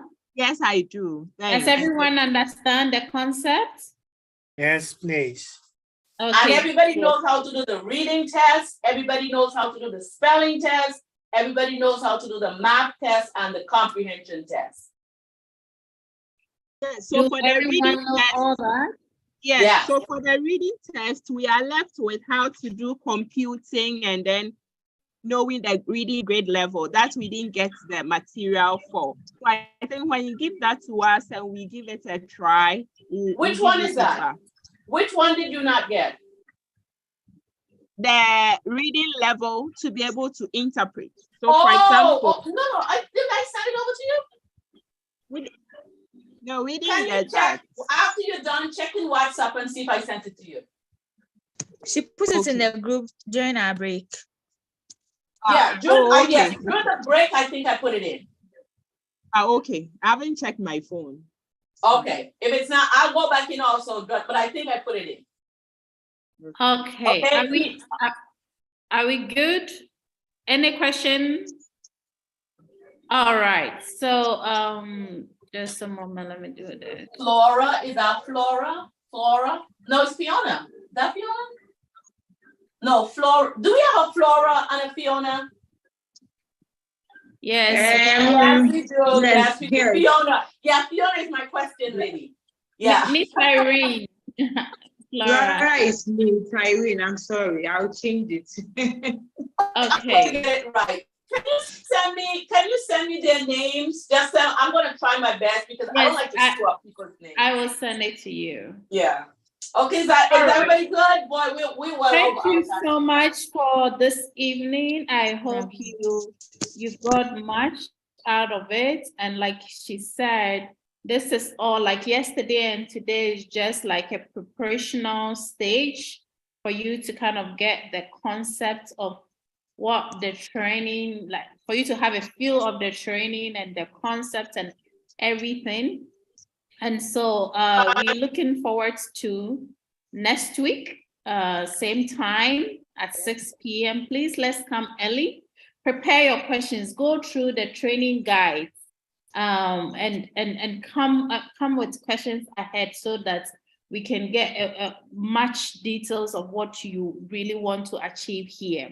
I'm going to stop the recording. I'm going to be here a bit with Dr. Bernard as well to share some of the feedback I've gotten from you. If you have time and you stay on and you want to tell her some of the things you are looking forward to see or some of the things she could bring on board to enhance the training for you, you are welcome to stay with us because we'll be here for just a few minutes. Thank you so much, and I wish you the best of your Sunday. Have a good rest.